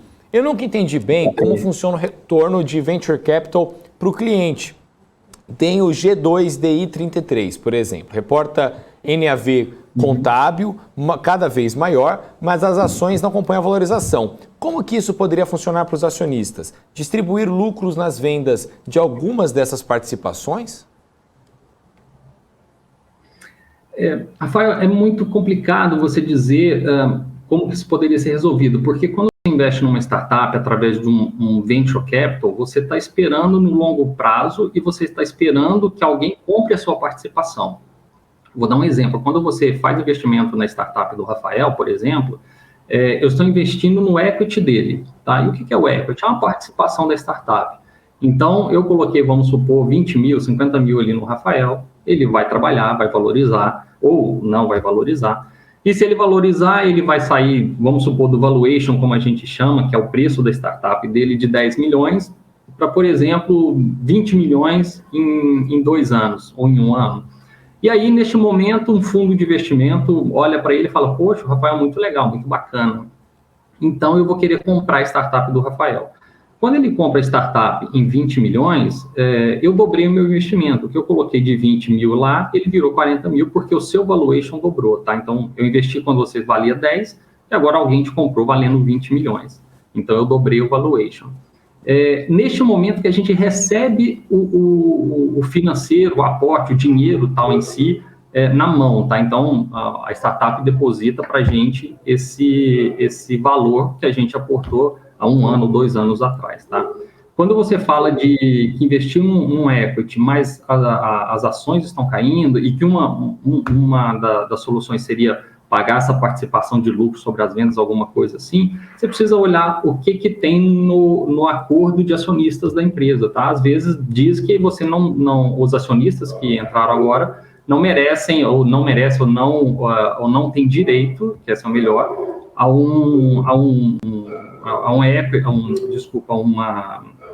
uma participação, alguma participação nos dividendos e no lucro da empresa, tá? Então, é muito complicado dizer, tá? Qual é esse tipo de solução. Show de bola, então, ô Igor. Bom, o papo tá bom e por mim a gente ia aqui até 2022 aqui tranquilamente, mas já está chegando ao fim, já são 5h55 aqui. Então eu queria agradecer a sua participação aqui no BMC Top News, te convidar não só mais vezes aqui no Top News, como em toda a grade de programação da BMC News e pedir as suas considerações finais aí para os investidores, o que os investidores têm que ter no médio e longo prazo aí de bússola, principalmente em startups aí para o Brasil, aí para a galera que está assistindo a gente aí, o Igor. Pô, Rafael, eu que agradeço aqui, pode me convidar mais vezes. É sempre legal trazer esse tipo de informação para o investidor, tá? Como esse mercado está engateando, vale muito a gente trabalhar nesse setor, explicando sobre startups, mostrando que tipo de startups deve compor o seu portfólio de investimento. Como você disse, a questão da diversificação entre criptomoedas e startup é interessante. É o mesmo tipo de investidor, tá? Porque o investidor de criptomoeda, ele aceita esse risco da criptomoeda e também é o mesmo risco da startup, é perder tudo o valor financeiro, tá? Então, é o mesmo perfil de investidor que a gente gosta de ter também na plataforma. Trazer esse conteúdo de startup para as pessoas, para o público aí, é muito interessante e muito bom, tá? O que eu acho que as pessoas devem ter, cara, no portfólio para startups? Escolher boas fintechs, tá? Fintech, por mais que você esteja saturado, ainda é um bom investimento, é um bom startup para você ter no seu portfólio, tá? A longo prazo, educação, tá? Saúde, a gente olhou muito com essa questão da pandemia em ter todo mundo uma moda, uma popularização de investir em health tech, mas a gente mesmo aqui, a gente falou, pô, eu acho que isso é mais uma moda por questão do Covid do que realmente uma necessidade que o pessoal vai ter isso na carteira e vai precisar disso a longo prazo, tá? Então, a gente gosta muito da educação, a logística, como o espectador perguntou. Fintech a gente gosta também e a gente está olhando muito para essas fintechs de criptomoedas agora, tá? Carteiras digitais, carteiras wallets, que a gente chama, meios de pagamento com criptomoedas é interessante, tá? Mas tem que ter uma segurança, um filtro muito bacana nisso. Então, a gente está olhando muito para esse lado, tá? Então, eu, Igor, terei fintech na carteira, tá? Terei educação, logística na carteira, startups de logística, de educação, de fintechs, de financeiro, e jurídica também, que a gente está vendo que é um ponto que o pessoal ainda não descobriu, tá? Mas, em breve, muita gente vai começar a olhar com olho grande para esse mercado aí, porque tem muita coisa interessante, muita startup que resolve problemas muito grandes no Brasil, e não é segredo para ninguém que jurídico no Brasil é uma burocracia e uma lentidão enorme, tá? Então, eu ficaria de olho nisso aí, tá? Para quem está iniciando agora, criar a sua tese de investimento, vai na internet, no nosso blog tem muita coisa lá, cria sua tese de investimento e aí depois começa a diversificar entre startups e entre setores de startups, tá? É isso, cara. Perfeito, Igor. Então, muito obrigado. Te espero para as próximas vezes aí. Bom fim de semana e bom fim de ano para você também, viu? Até mais. Obrigado, cara. Rafael, obrigado para todo mundo aí também. Um abraço. Valeu, abraço. Bom, gente, deixa eu passar rapidinho aqui no nosso chat o Henrique, o investidor desqualificado, o Felipe Nicásio, o Denis Salles, o MPK aqui conosco, o J. Wilson, enfim, muita gente aqui conosco. Vamos fazer um girinho rapidinho do fechamento do mercado, né? Nesse momento aí, 5h59, o mercado caindo aí cerca de 1% nesse momento, né? O Ibovespa aí então caminhando para um fechamento na casa do 1,10% aos 108 mil pontos, 107.135 pontos nesse momento, o Ibovespa aí. No mapa de calor, a gente tem aqui algumas variações chaves aqui hoje no mercado. Vamos dar uma olhadinha rapidona aqui, ó, para a gente poder fechar. BRF aí do grande Elder subindo 6,23%, Magalu 4,38%, Natura 4,24%, BR Malls 5,02% e Marfrig 3,75%. Essas foram as maiores altas do dia. Bradespar, obviamente, foi a maior queda do dia, com uma queda de 52%. 52,79%. Até achei que meu Profit Pro tinha bugado aqui, mas não, é verdade. 52,79% nesse momento de queda. A gente tem Locamérica aqui também caindo 4,38%. E completando aí, temos Edux caindo 6%, BID4 caindo 5,7%, BID11 caindo 5,5% e Localiza 5,17%. Então, gente, já são 6 horas aqui. Queria agradecer a todos que estavam aqui conosco nessa sexta-feira. Eu volto na segunda-feira, desde manhã até a noite aí juntinho. Vamos junto aí, plantão de Natal. Ho, ho, ho, Feliz Natal, BMC tá com você. Então, olha, você pode continuar a nossa programação com a Giovana Locatelli no BMC Connection e depois com a Hanna Beltrão no BMC Business. Então, ó, gente, tenha aí um bom... Ah, não, desculpa, perdão, a voz aqui da consciência me avisou que não tem business hoje. Olha que rata do apresentador no final do programa e acabar tudo bem, mas vocês sabem, né, como é que é. Então, gente, você pode continuar nos acompanhando no nosso portal www.bmcnews.com.br e nas nossas redes sociais, @bmc.news, siga a gente lá. Espero vocês segunda, hein, 9 da manhã, tô por aqui. Até mais então, gente. Tchau, tchau.